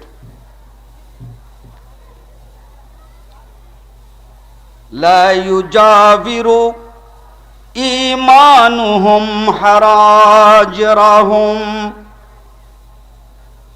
দেখতে এদের কি ইমানদারের মতো মনে হয়। যদি বলেন যে আপনারা যা করেন কোরআনে নাই, কোরআনে আছে এইটা, এটা একটু করেন, কিন্তু মুরব্বীদের কাছে শুনে নেই। আপনি বলেন কোরআনের মধ্যে আছে এটা মানেন, হাদিসের মধ্যে আছে এটা মানেন, তারা বলে কি মুরব্বীদের কাছে শুনে নেই। বলেন এটা শিরক না? তার কারণ আপনি যে কোরআন দিয়ে দেখাচ্ছেন সেটা বাংলায় স্পষ্ট লেখা রয়েছে। এর পরেও কেন মানতে চায় না? মানতে চায় না এই মুরব্বীদেরকে মানতে মানতে কোরআন হাদিস মানার প্রতি একটা অনীহার সৃষ্টি হয়েছে। হাদিসটি যেমন তেমন কিতাবের না। বুখারী কিতাবু ইস্তিতাবাতুল মুআনিদিন ওয়াল মুরতাদ্দিন, এই বুখারী শরীফের ভিতরে আপনারা ষষ্ঠ নম্বর খণ্ডে আধুনিক প্রকাশনে এই হাদিসটি খুঁজে দেখবেন। তাহলে আমাদের জামাতের মধ্যে তো মূর্খ লোক নাই, না আছে না? আমাদের জামাতের মধ্যেও মূর্খ লোক আছে। রসুলের জামাতে কিন্তু একটাও মূর্খ লোক ছিল না, না ছিল। পার্থক্য কি? ওয়ায়াকুলুনা কাউলুল বারিয়া, এরা আজগুবি কোনো ফজিলতের ওয়াজ করে না, মূর্খ হলেও আবল তাবল বলে না। এরা জানে কম কিন্তু বয়ান বেশি করে না, যতটুকু জানে ততটুকু করে। ইয়াকুলুনা মিন খায়রি কাউলিল বারিয়া, মানে বেশি বাড়ায় বাড়ায় এই ফজিলতের ওয়াজ সৃষ্টি করে না। এটাই হচ্ছে পার্থক্য। তারা জানবার জন্য চেষ্টা করে, কিন্তু এখন আমরা এই জামাত তৈরি করলাম, আর তার মাঝে যদি হুজুররা, গতকালকে একটু রাগ হয়েছিলাম তাই না, হুজুররা যদি না থাকে তো এই দল আর ওই দলের মধ্যে কয়েকদিনের মাঝে আর কোনো পার্থক্য থাকবে না। অতএব আলেমদেরকে আমাদের এই জামাতে অংশগ্রহণ করা ফরজ না সুন্নত? বন্ধুগণ, আন আবি সাঈদ আল খুদরি রাদিয়াল্লাহু তাআলা আনহু قال سمعت رسول الله صلى الله عليه وسلم يقول يخرج فيكم قوم توقرون صلاتكم مع صلاتهم وصيامكم مع صيامهم وأعمالكم مع أعمالهم। মুয়াত্তা ইমাম মালিক ইবনে আনাস 1 নম্বর জেল 138 নম্বর পৃষ্ঠা, বাব তাহজিবুল কোরআন। আল্লাহর নবী বলেন, হে আমার উম্মত, বড় মুশকিলের ব্যাপার, বড় মুশকিল। কেন? তুকিরুনা সালাতাকুম মা সালাতিহিম, ওদের নামাজ আর তোমাদের নামাজ যদি দেখো, তোমাদের নামাজ যতই রসুলের নামাজ হবে, কিন্তু ওদের নামাজের ধরন ধারণে মনে হবে যে আমাদের নামাজটাই হয় নাই। তাহলে তাদের এই কৃত্রিমতা, কৃত্রিম নামাজটাকে এমন সুন্দরভাবে আদায় করবে যে আসল নামাজও ওই অত সুন্দর হবে না। সোনার দোকানে যান, একবার গেলাম ইন্ডিয়াতে গিয়ে, তা বলে কেউ হিন্দিতে, ইয়ে সোনে নেই হ্যাঁ, বলে তো এটা সোনে নেই হ্যাঁ, তাহলে এটা কি, কোনটা কি? সোনে কি দোকান ও হ্যায়। দিল্লিতে এই ইমিটেশন সোনার যে কি ব্যাপার, একদম সোনার মতো চকচক করে। এখন সোনার দোকানে গিয়ে দেখি এই সোনার চেয়েতে ওই পাশের দোকানের এই সোনা বেশি চকচক করে। কথা ঠিক না বেঠিক? অনেক সময় এরকম হয়ে বসে কিনা? হয়ে বসে তো। তা আল্লাহ বলেন, শোনো, তোমরা আসল নামাজের নামাজি, কিন্তু ওই নকল নামাজের নামাজিদের নামাজ অনেক সময় তোমার অন্তরের মধ্যে কিন্তু ঘর করে বসবে। বলে যে আমাদের নামাজ রসুলের নামাজ, কিন্তু হায় রে হায়, ওই হুজুরের নামাজ দেখেছো কত লম্বা, কত দীর্ঘ, কত কেরাত, কত বাসা, হায় হায়। আপনার এই নামাজ আপনাকে প্রতারিত করে ওই নামাজের দিকে নিয়ে যাবে। তুকিরুনা সালাতাকুম মা সালাতিহিম ওয়া সিয়ামাকুম মা সিয়ামিহিম, আপনার রোজা রসুলের মতো রোজা রাখার পরে ওই নকল রোজা এত সুন্দর হবে যে আপনার রোজা ছেড়ে দিয়ে ওই রোজা রাখতে ইচ্ছে করবে। রাসূল সাল্লাল্লাহু আলাইহি ওয়াসাল্লাম বলেন, ওয়া আমালাকুম মা আমালিহিম, যত আমল আছে দেখলে তোমাদের এই আমল রসুলের আমল হওয়া সত্ত্বেও এটা ভালো লাগবে না, ওই আমলটা সবচেয়ে সুন্দর লাগবে। عن علي قال قال رسول الله صلى الله عليه وسلم يخرج قوم من أمتي يقرؤون القرآن ليست قراءتكم إلى قراءتهم شيئا। শুধু কি তাই? আল্লাহর নবী বলেন যে দেখো, তোমরা কোরআন তেলাওয়াত করবে আর ওরা কোরআন তেলাওয়াত করবে, চিন্তা করে দেখবে যে তোমাদের কোরআন তেলাওয়াত ওদের কোরআন তেলাওয়াতের সঙ্গে কিছু হয় নাই। ওদের কোরআন তেলাওয়াত অত্যন্ত সুন্দর তোমাদের কাছে মনে হবে। ইয়াকরাউনাল কোরআন ইয়াহসাবুনা আন্নাহু লাহুম, ওদের কোরআনের ভাব চক্কর দেখে মনে হবে যে আসলে কোরআন ওদের জন্য নাযিল হয়েছে, আমাদের জন্য না। ওয়াহু আলাইহিম লা ইউজাফিজু সালাতুহুম তুরাকিহিম। আল্লাহর নবী বলেন আসলে ওদের ওই দেখানো নামাজটা কিন্তু গলার ভিতরও ঢোকে নাই। কার কথা? নবী মুহাম্মদুর রাসূলুল্লাহ সাল্লাল্লাহু আলাইহি ওয়াসাল্লামের কথা। কোন কিতাব? আবু দাউদ জিলদে দুম 656 নম্বর পৃষ্ঠা। তাহলে দেখতে যত সুন্দর হলো, আল্লাহর নবী এই তিলাওয়াতকে, এই নামাজকে, এই রোজাকে কি বললেন? আল্লাহর গ্রহণযোগ্য নয়। যেহেতু তা আল্লাহর নবীর সঙ্গে মিল নাই, গরমিল করে সুন্দর হয়েছে। عن أبي سعيد الخدري رضي الله تعالى عنه قال قال رسول الله صلى الله عليه وسلم يدعون إلى كتاب الله وليسوا منه في شيء। এরা যখন দাওয়াত দেবে তখন বলবে আল্লাহর দ্বীনের জন্য ডাকছি, আল্লাহর কোরআনের জন্য ডাকছি, আসেন কোরআনের পথে আসেন। বগলে দেখবেন কোরআন টোরান নাই, আর একখান কিতাব। কি তাই না? হ্যাঁ, বলে কোরআন কই? বলে ওটা ওই ফজরের পর পর একটু পড়তে হয়। আসলে এইটা এই যে কিতাব।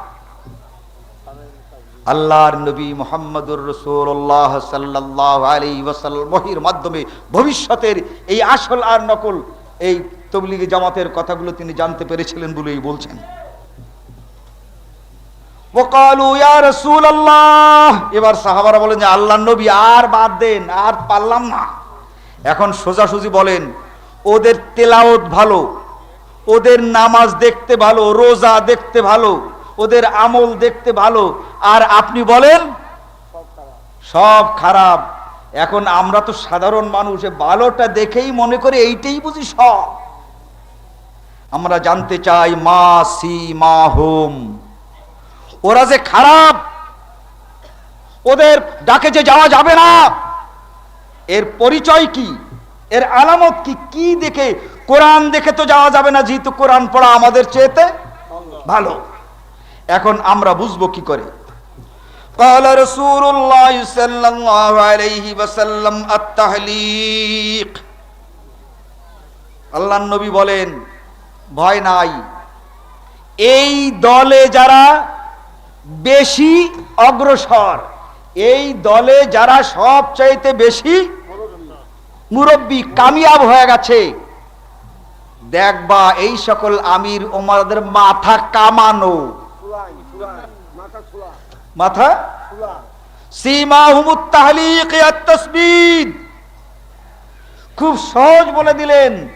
এরা ওই মাথা কামানোকে সুন্নত মনে করে, আর দেখবে এই সুন্নত সব টাক টাক, বোঝেন তো? সীমাহুমুত তাহলিক। আবু দাউদ 2 নম্বর খণ্ড 656 নম্বর পৃষ্ঠা। আন আনাস ইন্নান নবী সাল্লাল্লাহু আলাইহি ওয়াসাল্লাম قال সীমাহুমুত তাহলিক ওয়াত তাসবিদ। কিতাবুস সুন্নাহ বাব ফি কতলিল খাওয়ারিজ 2 নম্বর খণ্ড 656 নম্বর পৃষ্ঠা। রাসূল সাল্লাল্লাহু আলাইহি ওয়াসাল্লাম বলে দিলেন একটা সহজ পরিচয় তাদের কি, যারা সবচাইতে তার মধ্যে ভালো, তাদের মাথা কামানো থাকবে। আন আবি হুরায়রা قال قال رسول الله صلى الله عليه وسلم عن ابي سعيد الخدري رضي الله تعالى عنه قال يخرج ناس من قبل المشرق। বলে শোনো, আরেকটা কথা ভালো করে বলে দিই, পরিচয় হচ্ছে এই মদিনা দেখলে, এই মদিনার উত্তর দিকে ওই দলের সৃষ্টি হবে না, এই দল মদিনার দক্ষিণ দিকে তৈরি হবে না, এই দল মদিনার পশ্চিম দিকে তৈরি হবে না। সায়াখরুজু কওমুন ফি আখিরিজ জামান। এরা কোথায় হবে? মিন কিবালিল মাশরিক, মদিনা থেকে পূর্ব দিকে যে কোনো দেশে এই দলের সৃষ্টি হবে। মিন কিবালিল মাশরিক। আল্লাহর নবীর বলা কি রকমের হলো বলেন? কোন পার্থক্য? আল্লাহর নবীর কথা কি ওহী না ওহী না? আমি নাম নিতে চাই না, কিন্তু চিন্তা করুন এই হাদিসগুলো যদি একটি রেফারেন্স আমার এখানে আপনারা না পান, এই টেপ করা থাকলো, এই দলটার উদ্ভব হবে কোথায়? মদিনার থেকে পূর্ব দিকের কোন এক দেশ থেকে। আল্লাহর নবী বলেন ইয়ামরুকুনা মিনাদ-দ্বীন, এত নামাজ রোজা সুন্দর হওয়ার পর এরা কিন্তু আসলে দিনের মধ্যে থাকবে না। ইয়ামরুকুনা মিনাদ-দ্বীন বুঝবা কেমন করে? ওই কোরআন এবং হাদিসের কথা তাদেরকে চেপে ধরো যে এইটা কোরআনে আছে, এইটা হাদিসে আছে, দেখবে তখন জানা শোনার পরেও মোড়ামুড়ি করবে। তাহলে বোঝা যাবে কি যে সব তাদের দেখানো, আসলে তা নয়। বুখারী কিতাবুর রদ্দ আলাল জাহমিয়্যা বাব কিরাতুল ফাজর ওয়াল মুনাফিক, দ্বিতীয় নম্বর খণ্ড 1128 নম্বর পৃষ্ঠা রশিদিয়া। বন্ধুগণ, আল্লাহর নবী আরো বলেন সাবধান। عن أبي هريرة رضي الله تعالى عنه قال قال رسول الله صلى الله عليه وسلم يخرج في آخر الزمان رجال يختالون الدنيا بالدين ويلبسون للناس جلود الظان من اللين। আপনারা হরিণের বাচ্চা দেখেছেন? কেউ কেউ দেখেছেন, কিন্তু আসল জায়গায় দেখেন নাই। খুলনা গেলে এক সময় দেখাই দেব।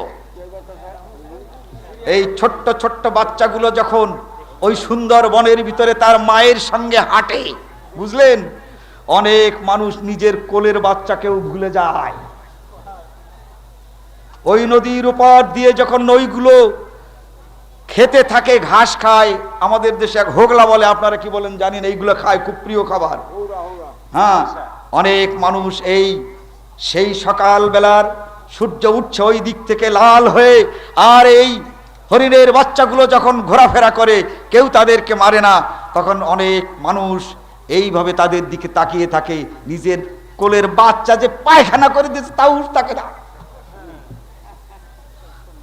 তো আল্লাহর নবী মুহাম্মদুর রাসূলুল্লাহ সাল্লাল্লাহু আলাইহি ওয়াসাল্লাম বলেন, শোনো, ইয়ালবাসুনা লিন-নাস জুলুদুজ-জান্নি মিনাল-লিন।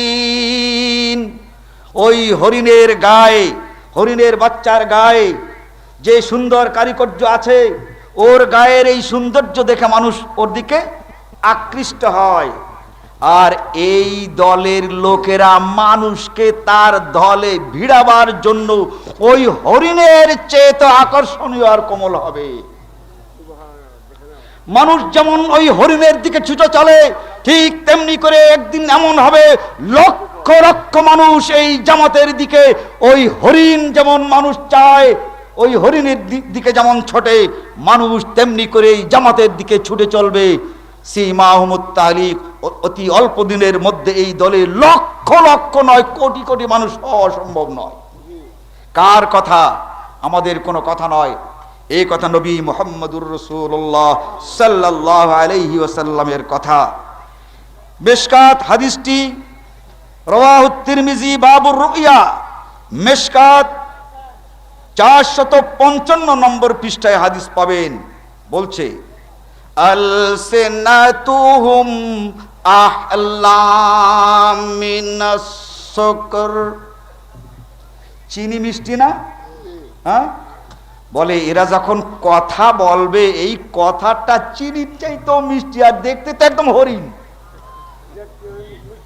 দেখতে হরিণের বাচ্চার মতো, আর কথাটা হলো চিনির চেয়েতে মিষ্টি। আর আমাদের দেশের অশিক্ষিত মূর্খ লোক এর চাইতে ভালো দলও তার পায় না, ঠিক না ভাই?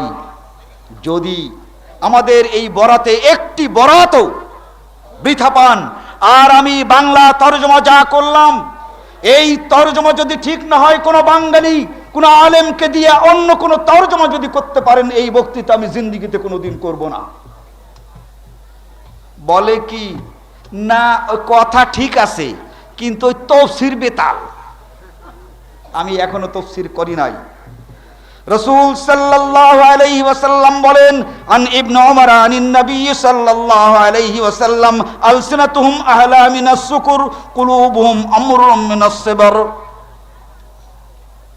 সেবের বলা হয় এক রকমের তিতো বিষ, যে বিষটি মানুষের শরীরে গেলে আর্সেনিক লাগলে পরে যে রকমের রোগ হয় না, এই রোগ হয়।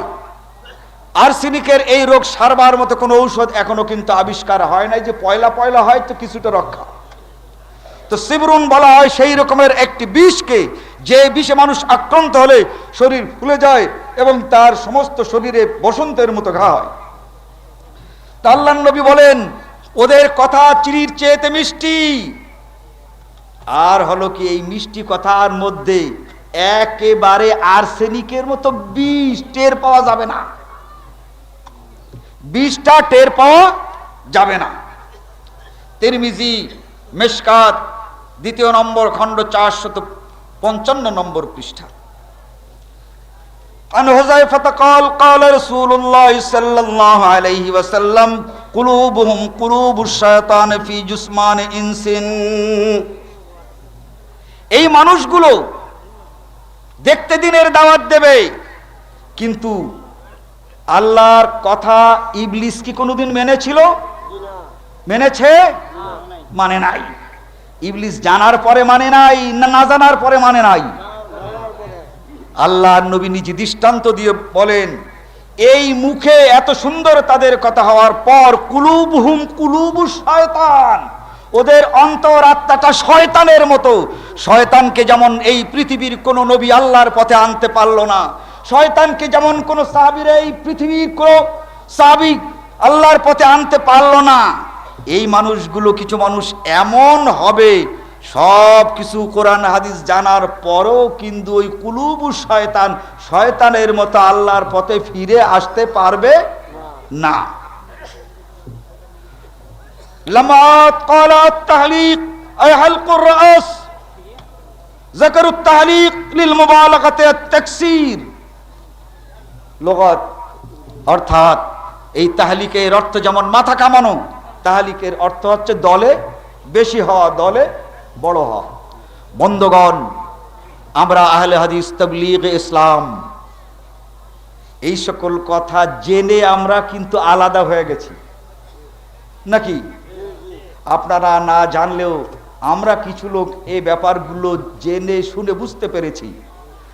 অনেকে চট করে বলে, ওনাদের কাছে গিয়ে বলেন না কেন? বলেন না, বলে চলেন, হ্যাঁ চলেন। চলে দেখেছি, যাদের কাছে নিয়ে যাবেন এই ইবারত পড়ে দিতে পারেন না, জের জবর লাগায়, যাবো কার কাছে? আমার কাছ থেকে ফটো স্টার্ট নিয়ে যান, আর যার কাছে যেতে হবে সেইখানে যাব। শর্ত হচ্ছে একটা, আগে এগুলোর তর্জমা আমার কাছে লিখে পাঠান, তারপরে বুঝি যে ওনার তর্জমা ঠিক না আমার তর্জমা ঠিক। এই আরবির এই তর্জমা আমি ইংরেজি করে মদিনা মুনাওয়ারা পাঠাই দেই, আর আপনি যে ইংরেজি করে মদিনা মুনাওয়ারা পাঠান, আপনারটা ঠিক না আমারটা ঠিক, ওই আরবির থেকে আসুক। কোনোদিন এই চ্যালেঞ্জ তারা গ্রহণ করেন নাই, আর করতে পারবেনও না। এই কিতাবগুলো মাদ্রাসার পাঠ্য মাদ্রাসায় পড়ানো হয়, এই বুখারী, এই মুসলিম, এই আবু দাউদ, এই মুয়াত্তা ইমাম মালিক। মাদ্রাসার পাঠ্যের বাইরে আরো শত শত হাদিস আছে, সেইগুলো আমি উল্লেখ করি নাই, কেবলমাত্র দীর্ঘ হয়ে যাবে এই সময়। সেজন্যে বন্ধুবান, গতকালকে বলেছিলাম আমাদের এই আসল আর নকল জামাতও আছে, যেমন নামাজ আসল আর নকল আছে। আমরা সেই আসল জামাতের দিকে আপনাদেরকে ডাকি। আমাদের যদি কোনো ভুল হয়, তাহলে আমাদের এই দলের মধ্যে আপনাদেরকে এসে ভুল ধরাতে হবে না, লিখে জানিয়ে দিন যে আপনারা যে কাজ করছেন অমুক কাজের মধ্যে কোরআন ও হাদিসের দৃষ্টিতে ভুল আছে। জানতে পারার সঙ্গে সঙ্গেই আমরা সংশোধন হয়ে যাব। কিন্তু আমরা আপনাদেরকে শুধু এটাই বলি যে আসুন, আমাদের যদি কোনো ভুল হয় সংশোধন করে দেন, কিন্তু আমাদেরকে গালিগালাজ করলে কিন্তু আপনাদের ইকরামুল মুসলিমিন হবে না। ঠিক না বেঠিক? গালিগালাজ করলে কিন্তু ইকরামুল মুসলিমিন চলবে না। বন্ধুগণ, আমরা ইকরামুল মুসলিমিনকে নির্ণয় করি নবী মুহাম্মদুর রাসূলুল্লাহ সাল্লাল্লাহু আলাইহি ওয়াসাল্লামের নিরিখে। আল্লাহর নবীর একটি হাদিস যদি পেশ করি, তাহলে একজন মুসলমান তিনি অপমানিত হন। একটা হাদিস যদি বলি, তো একজন মুসলমান কি হয়? অপমানিত হয়। আর যদি ওই লোকের সম্মানে হাদিসটি গোপন করি, তাহলে নবী মুহাম্মদুর রাসূলুল্লাহ সাল্লাল্লাহু আলাইহি ওয়াসাল্লাম অপমানিত হন। বুঝতে পেরেছেন না পারেন নাই? এই জন্য আমরা ইকরামুল মুসলিমিনের আগে আমরা ইকরামুন নবী, এটা আমাদের ধর্ম। আগে আল্লাহর নবীর সম্মান, তারপরে মুসলমানের সম্মান, না আগে মুসলমানের সম্মান তারপরে আল্লাহর নবীর সম্মান। বন্ধুগণ, ইনশাআল্লাহর রহমান আমাদের 5 এই দফার উপরে আলোচনা হওয়া উচিত। আমি এখন আমার বক্তব্য শেষ করছি।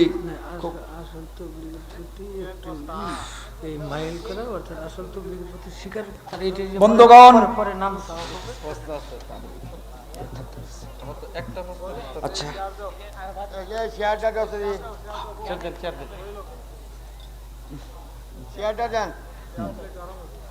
বন্ধুগণ, বোধহয় 1 বছর পরে এই দীর্ঘ বক্তৃতা আপনাদের সামনে করলাম, আমার জন্য দোয়া করবেন।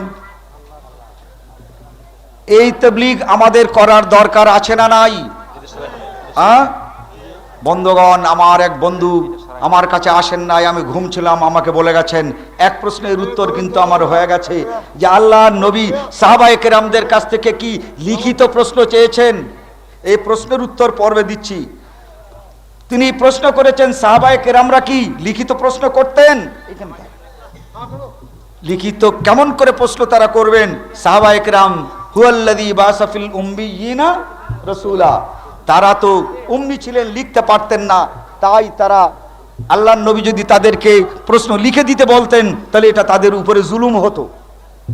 আবার রাসূল সাল্লাল্লাহু আলাইহি ওয়াসাল্লাম জিবরাইলকে যেখানে জবাব দিয়েছেন ওমা আনা বিকারিইন, আমি পড়তে পারি না, তাহলে আল্লাহর নবীকে যদি লিখিত পাঠাতো আল্লাহর নবী পড়তে পারতেন না, এটার নবীর উপরে খুব সম্মান দেখানো হতো, তাই না? না। এরপরে একটা প্রথম এখানে এই আন্দোলনের পক্ষ থেকে করা হয়েছে, আমি পড়ি হুজুর, আপনি আরেকটা প্রশ্ন করা হয়েছে। আমি ওই প্রশ্নগুলো যেহেতু সকালবেলা পেয়েছি, এত আগের প্রশ্ন আগের উত্তর দিচ্ছে, তারপরে বলছি। বলা হয়েছে, আমি ধানি খোলাতে ইজতেমায় বলেছিলাম, কেউ যদি ইলম হাসিল করার জন্য এক মসজিদ থেকে অন্য মসজিদে যায় তাহলে একটি কবুল হজের সওয়াব পায়। বুঝেছেন? এটা পেলাম কোথায়? আবার বলি, আমি কখনো কোনো রেফারেন্স ছাড়া কথা বলি না, আপনার মনে এটা নাও থাকতে পারে। আমি যে কথাগুলো বলেছি একটাও কোন কিতাবের কত নম্বর পৃষ্ঠায় বাদ দিয়েছি? এখনো যদি বাদ দিয়ে থাকি প্রশ্ন করে পাঠান, এখন আমি বলে দেব। শুনুন, আবার বলছি, কিতাবের নাম তারগীব ওয়া তারহিব। কিতাবের নাম কি? তারগীব ওয়া তারহিব। এর 1 নম্বর খণ্ড মসজিদের ফজিলত, ফাজাইলুল মাসাজিদে ওয়া মাওয়াজিউস সালাত। এই অধ্যায়ে এই হাদিসটি সহিহ সনদের সঙ্গে বর্ণিত হয়েছে। যে ব্যক্তি ইলম হাসিল করার জন্য মসজিদে যায়, আল্লাহ নবী বলছেন ওর এই নিয়তের উপরে এক ব্যক্তিকে আল্লাহ রাব্বুল আলামিন কবুল হজের সওয়াব দেন। বন্ধুগণ, যেটা আছে এটা বলার অর্থই হচ্ছে সত্য প্রচার করা, আর যেটা নাই সেটা বলার নাম হলো মিথ্যা কথা। আমরা চাই এই রকমের ইয়াকুলুনা মিন খায়রি কাউলিল বারিয়া না হোক, নিজেদের ইচ্ছামতো ফজিলতের ওয়াজ না করে, ফজিলতের ওয়াজ আল্লাহর নবী যা করে গেছেন চলুন আমরা সেইগুলোই বলি।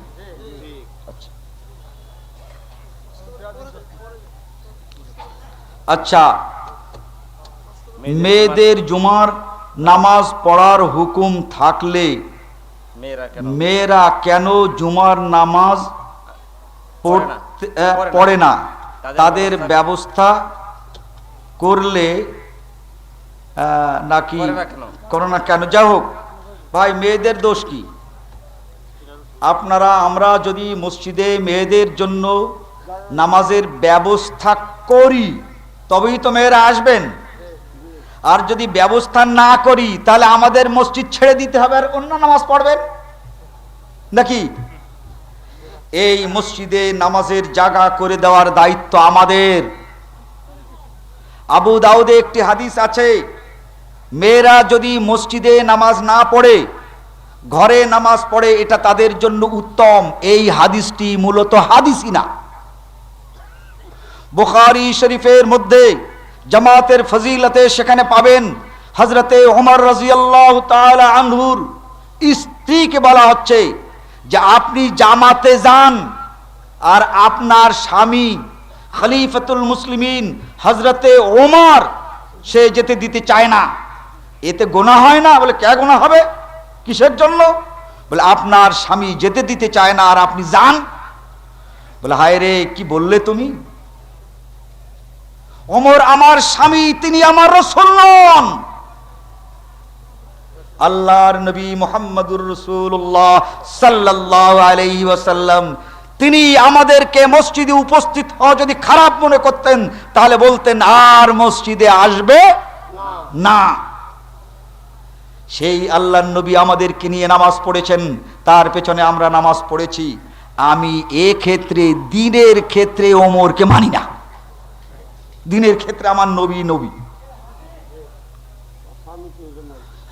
বন্ধুগণ, আমাদেরকে ব্যবস্থা করতে হবে, নতুবা এই মহিলারা যদি আল্লাহর কাছে গিয়ে নালিশ করে, আল্লাহ বলে কি ব্যাপার?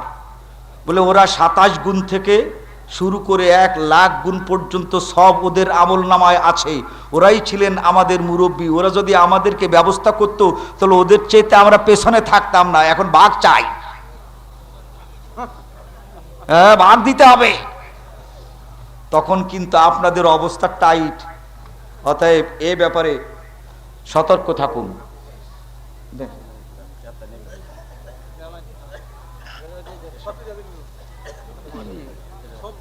এতগুলো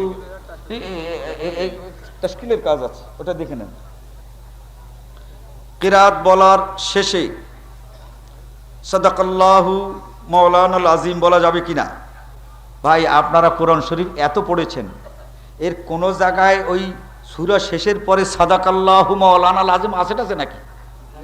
হ্যাঁ, তো এটা তো কোরআনের কোথাও নাই। এটা কারীদের কারিয়ানা, এটা কোরআন শরীফের কোরআন আনা না। জি না।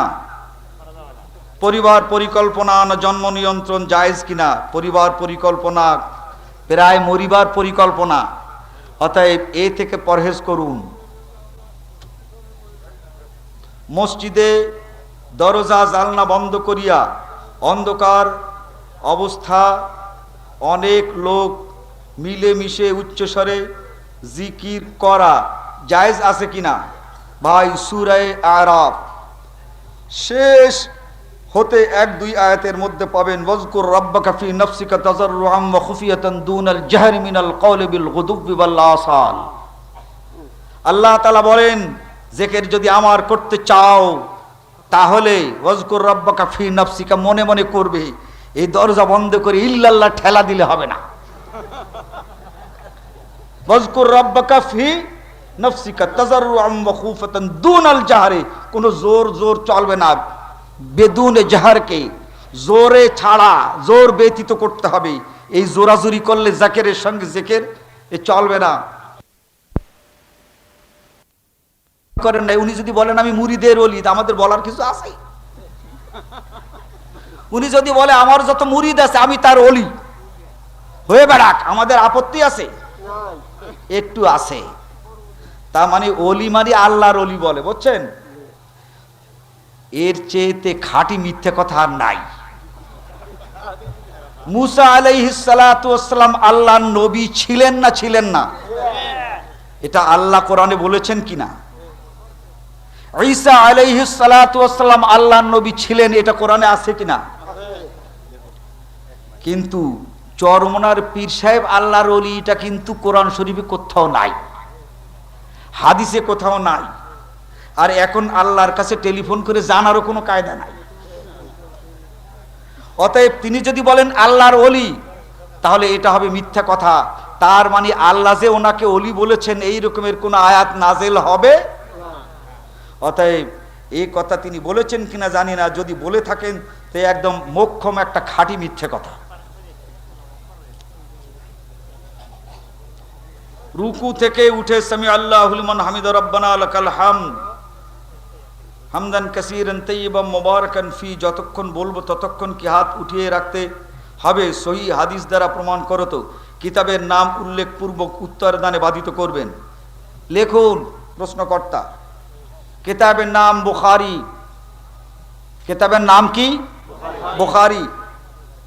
এরপরে তার অধ্যায়ের নাম কিতাবুল আযান,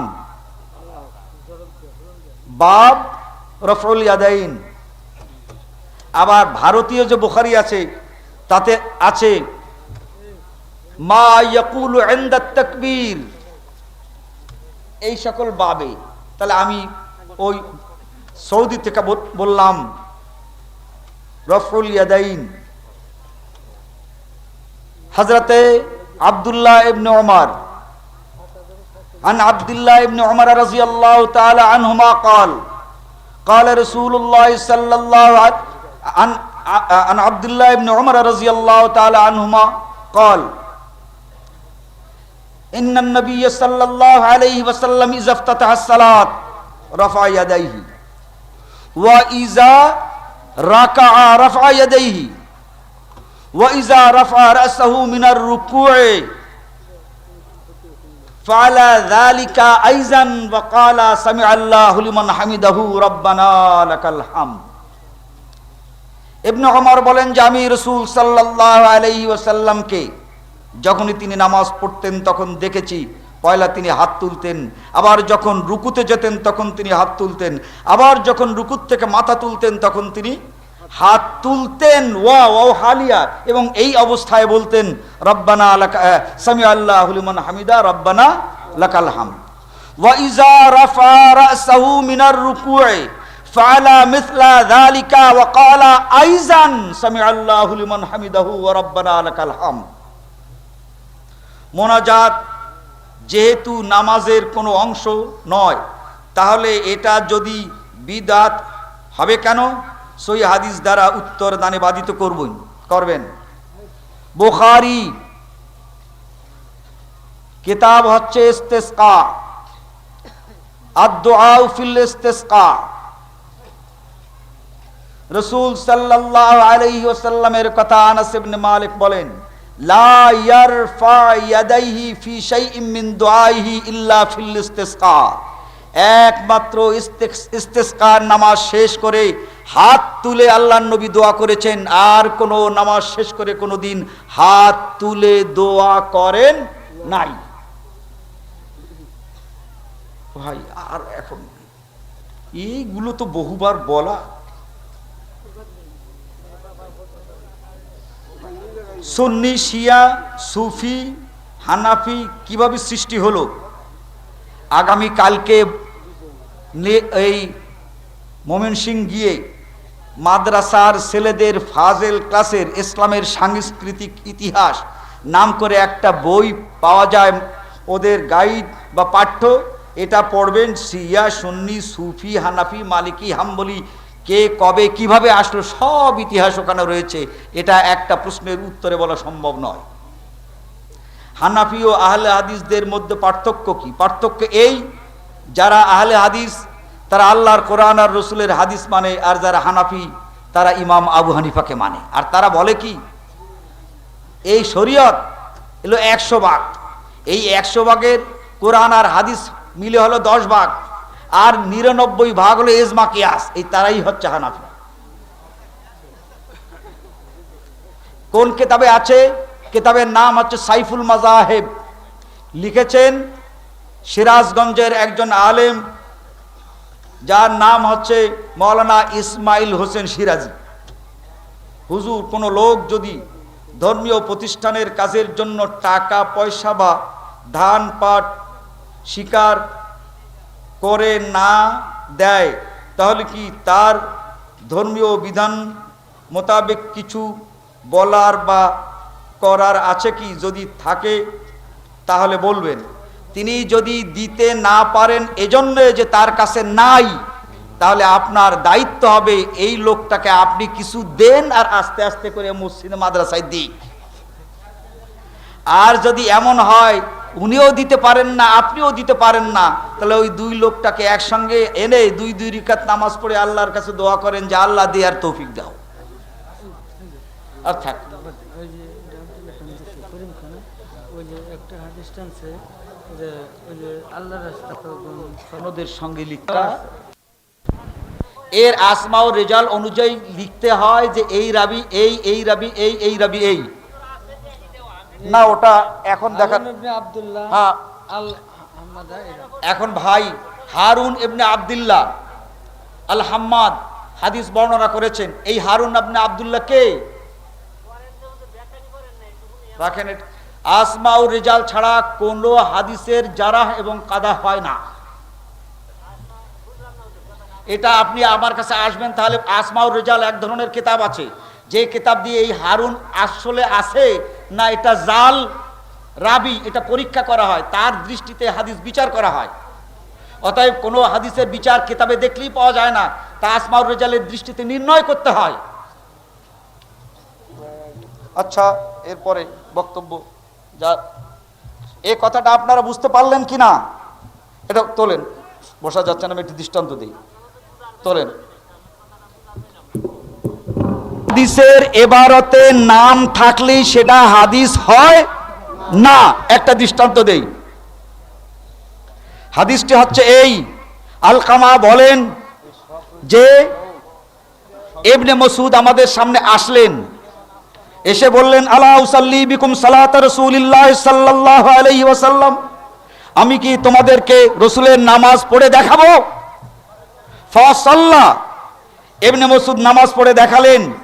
ফালাম ইয়ারফা ইয়াদাই ফি আউয়ালি মাররাতিন, তিনি পয়লাবার হাত তুললেন আর হাত তুললেন না। তাহলে এদিকে নাম কার? রাসূলের, তারপরে নাম কার? সাহাবী ইবনে মাসউদের, তারপরে নাম কার? আলকামার। এবার শোনেন, আলকামা জন্মগ্রহণ করেছে 40 হিজরিতে, আর ইবনে মাসউদ ইন্তেকাল করেছেন 32 হিজরিতে। কথাটা বুঝতে পেরেছেন? আলকামা জন্মগ্রহণ করেছে 40 হিজরিতে, আর ইবনে মাসউদ ইন্তেকাল করেছেন কত হিজরিতে? তাহলে হযরত ইবনে মাসউদের ইন্তেকালের 8 বছর পরে জন্মগ্রহণ করেছে আলকামা। এটা ওই হাদিসের গায়ে লেখা থাকে না, ও জায়গা কিন্তু আলকামা হাদিস শুনেছেন কার কাছে? ইবনে মাসউদের কাছে। বুঝতে পেরেছেন? হাদিস বিন্যাস এত সোজা নয়। অতএব হাদিসের গায়ে ওই রকমের নাম লেখা থাকলেই হয় না। এবার আর একটা হাদিস, বিরক্ত হচ্ছেন নাকি? ইবনে বাজার 61 নম্বর পৃষ্ঠায় হাদিস আছে, আল্লাহর নবী বলেন মান কানা লাহু ইমামুন ফাকরাতুল ইমামি লাহু কিরাতুন, যে ব্যক্তি ইমামের পেছনে নামাজ পড়ছে তাকে সূরা ফাতিহা পড়তে হবে না, ইমাম পড়লেই তার হয়ে যাবে। আল্লাহর নবীর কাছ থেকে হাদিস শুনেছে কে? জাবের ইবনে আব্দুল্লাহ। জাবের ইবনে আব্দুল্লাহর কাছ থেকে হাদিস শুনেছে কে? জাবিরুল জৌফি। জাবিরুল জৌফির কাছ থেকে হাদিস শুনেছে কে? আবু যুবায়ের। এই রকমের সিরিয়াল নাম আছে, মান কানা লাহু ইমামুন ফাকিরাতুল ইমামি লাহু কিরাতুন। এরপর হাদিস খুঁজে দেখেন, এই জাবিরুল জৌফির সঙ্গে আবু যুবায়ের জিন্দেগিতে কোনোদিন দেখা হয় নাই। আবার এই জাবিরুল জৌফি হাজার হাজার হাদিস রচনা করেছে, বাংলা তর্জমা হয়ে গেছে মুসলিম শরীফের পয়লা, দেখবেন সেখানে মুহাদ্দিসিনরা বলেন এই জাবিরুল জৌফির 50,000 হাদিস আমার জানা আছে, একটি তার মধ্যে হাদিস নয়। তাহলে এই রাবি নাম ওইখানে আছে কিন্তু চরিত্র ওখানে নাই, তাহলে এইটা কি হাদিস না আল্লাহর নবীর নামে একটা জালিয়াত? অতএব হাদিসের কিতাবে ওই লম্বা সনদগুলো থাকলেই যদি হাদিস হতো, তাহলে দুনিয়ার বুকে হাদিস এত আর জাল হতো না। বন্ধুগণ, কেবলমাত্র হাদিসের পৃষ্ঠায় হাদিস থাকলেই হাদিসকে হাদিস বলে গণ্য করা মূর্খ লোকেদের কাজ, আলেমদের নয়। আমি আপনাদের সামনে যে কয়টি কথা বললাম, এই টেপ আছে, পরীক্ষা করে দেখুন, এবং আমার কাছে আপনার যদি চান আমি লিখিতে দেব। এই যে দুটো দৃষ্টান্ত দিলাম, এই দুটো দৃষ্টান্ত এই আসমাউর রেজালের দৃষ্টিতে ঠিক না বেঠিক? বন্ধুগণ, আমরা বাছুনি করে হাদিসকে গ্রহণ করি, বললেই হাদিসকে গ্রহণ করা আমাদের অভ্যাস নয়। অতএব কোন কিতাব থেকে কে কিভাবে তুলে দিতে পারেন, কিন্তু বিচার আর বাছুনি ছাড়া এই হাদিসকে হাদিস বলে মেনে নেওয়া যায় না। এই জন্যেই যদি জারাহ করতে হয়, যদি কোনো হাদিসকে সহি বলে প্রমাণ করতে হয়, ওই নিচে সহি লেখা থাকলেই সহি বলা যায় না। অনেক কেতাবে নিচে লেখা আছে এই হাদিসটি সহি, দেখা যায় আসলেই তার পাত্তা নাই। যেমন আর একটি হাদিস, আবু দাউদ কিতাবুল জিহাদ কিতাবুল ইমামা, বলা হচ্ছে মখুল হাদিসটা শুনেছে আবু হুরায়রার কাছে, আর আবু হুরায়রা শুনেছে হাদিসটি নবী মুহাম্মদুর রাসূলুল্লাহ সাল্লাল্লাহু আলাইহি ওয়াসাল্লামের কাছে। হাদিসটা কি? সাল্লু খালফা কুল্লি বিররিম ওয়া ফাজির ওয়া ইন আমিলাল কাবায়ের। কোন লোক সে যদি প্রকাশ্য কবিরা গুনাহ করে, ওয়া ইন আমিলাল কাবায়ের, প্রকাশ্যে যদি কবিরা গুনাহ করে, সে যদি নামাজ পড়ায় তার পিছনে নামাজ পড়া যাবে। কথা বুঝতে পেরেছেন? খালফা কুল্লি বিররিম ওয়া ফাজির, সে ফাজের হোক, বেঈমান হোক, সে ফাসেক হোক, বেদাতি হোক, তার পিছনে নামাজ হবে। হাদিসটি কে বলল? বলছে আবু হুরায়রা বলেছে। আবু হুরায়রার কাছ থেকে শুনছে কে? মখুল শুনেছে। মখুল কাছ থেকে শুনেছে কে? আরো লম্বা। কিন্তু আসমাউর রিজালে রয়েছে এই মখুল জিন্দিগিতে কোনোদিন আবু হুরায়রা রাদিয়াল্লাহু তাআলা আনহুর সাথে এক সেকেন্ডও দেখা করার তৌফিক হয় না, একদিনও দেখা করে নাই, কিন্তু হাদিস কেতাবে ওই রকমের নামে সাজানো হয়ে গেছে। অতএব এই হাদিসের এই রেজাল দিয়েই বুক ফুলিয়ে কথা বলতে হয়, হাদিসের পৃষ্ঠার থেকে তুলে দিয়েই কিন্তু হাদিস সম্পর্কে মন্তব্য করা সম্ভব নয়। অতএব কাউকে যদি কোনো জারাহ করতে হয়, সনদের সঙ্গে রেজালের সঙ্গে করুক, আমাদের ভুল হলে আমরা তো সংশোধন করে নেব, কিন্তু কোনো পৃষ্ঠায় নিচে থাকবে হাদিসটি সহি, বুখারী আর মুসলিম বাদে, এটা আমরা মেনে নিতে রাজি নই। বুখারী আর মুসলিম ছাড়া আর কোনো সহি বলবে আর সহি হয় না। আল্লাহ রাব্বুল আলামিন বিষয়টিকে বুঝবার তৌফিক দিক। তবে এতটুক আমরা বলবো, প্যারালাল যে তাবলীগটা আছে, এই তাবলীগের সঙ্গে আমাদের কোনো সম্পর্ক যদি আমরা রাখি, তাহলে কিন্তু এই তাবলীগটি বিপরীত এবং এই তাবলীগটি বিকল্প তাবলীগ। আমাদের দায়িত্ব হবে এর পর্যালোচনা, এর সমালোচনা, কোরআন এবং হাদিসের দৃষ্টিতে তাদের সঙ্গে তারা যদি চান তাহলে বসতে, কিন্তু এ পর্যন্ত বসবার কোনো তৌফিক তারা আমাদেরকে সৃষ্টি করে দেননি। তবুও আমরা চাইব যে আমাদের যে কথাগুলো আছে, এই কথাগুলো টেপ নিয়ে তারা যাচাই এবং বাছাই করে আমাদের একটি কথাও যদি তারা মিথ্যা পান, আমরা সংশোধন হয়ে যাব ইনশাআল্লাহুর রহমান। ওমা তৌফিকি ইল্লা বিল্লাহ, আলাইহি তাওয়াক্কালতু ওয়া ইলাইহি উনীব। তারা সকলে হুজুরে পাক সাল্লাল্লাহু আলাইহি সাল্লাম থেকে বর্ণনা করেছিলেন। হুজুর পাক সাল্লাল্লাহু আলাইহি সাল্লাম ফরমাইয়াছেন, যে ব্যক্তি ঘরে বসে আল্লাহর রাস্তায় 1 দিরহাম দান করে, সে প্রতি দিরহামের পরিবর্তে 700 দিরহামের সওয়াব পাইবে। আর যে ব্যক্তি আল্লাহর রাস্তায় বাহির হইয়া 1 দিরহাম খরচ করিবে, সে প্রতি দিরহামের পরিবর্তে 7 লক্ষ দিরহামের সওয়াব পাইবে। দ্বিতীয় হাদিসে ইবনে মাজা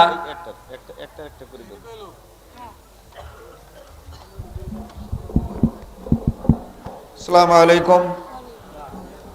আমি এই কথাটি আগেও বলেছি, আবার বলছি। সনদ হচ্ছে হারুন ইবনে আব্দুল্লাহ, তারপর হচ্ছে আল হাম্মান হাদিস বর্ণনা করেছেন।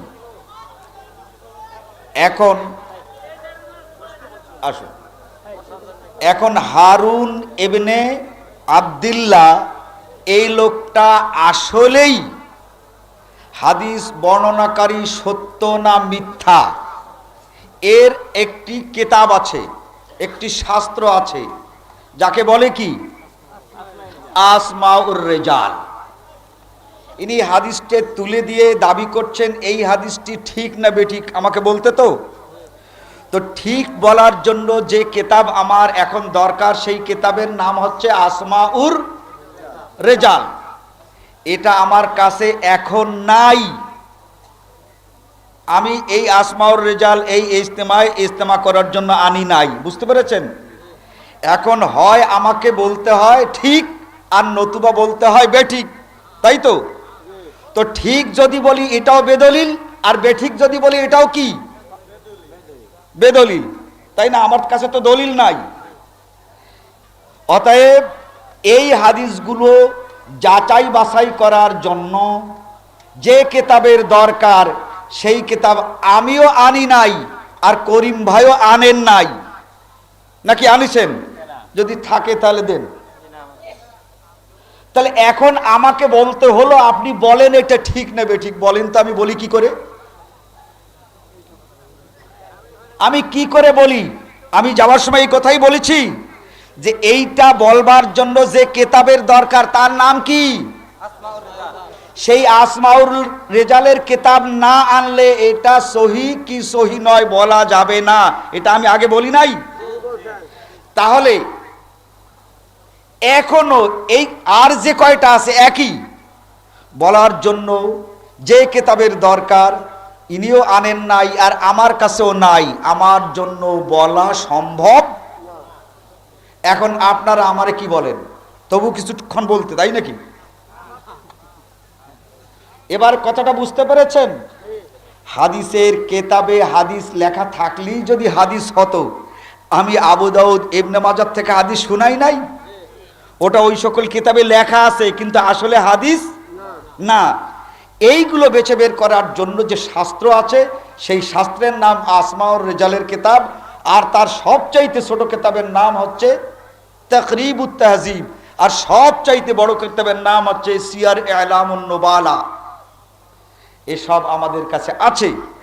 এখন ওনার এটা যদি আমাকে দিয়ে দেন, তা আমি বাড়ি যাইয়া ওনাকে পাঠাতে পারি, এছাড়া আমার আর কোনো উপায় নাই, বুঝেছেন? এখন আমার কিছু করার নাই, তাই আমি বলেছিলাম যে প্রোগ্রাম চালান। এই সরল সোজা কথাটুকু এতক্ষণ পর্যন্ত না বুঝে এই সময় নষ্ট করার কোনোই প্রয়োজন ছিল না। এটা যদি আমার কাছে প্রথমে নিয়ে গেলে বিষয়টা আমি বুঝতে পারতাম না? হ্যাঁ, তখন যদি বুঝিয়ে দিতাম, বলতাম করিম ভাই আপনিও যেমন অপরক, আপনার কাছে কিতাব নাই, আমিও তেমন অপরক, আমার কাছে কিতাব নাই, তাহলে এই মূল্যবান সময়টা আমাদের নষ্ট হতো না, কাজে লাগতো। আমরা আল্লাহর কাছে দোয়া করি আমাদের সময়টুকু যেন কাজে লাগাবার মতো কাজ আমরা করি। ওমা তৌফিকি ইল্লা বিল্লাহ আলাইহি তাওয়াক্কালতু ওয়া ইলাইহি উনীব।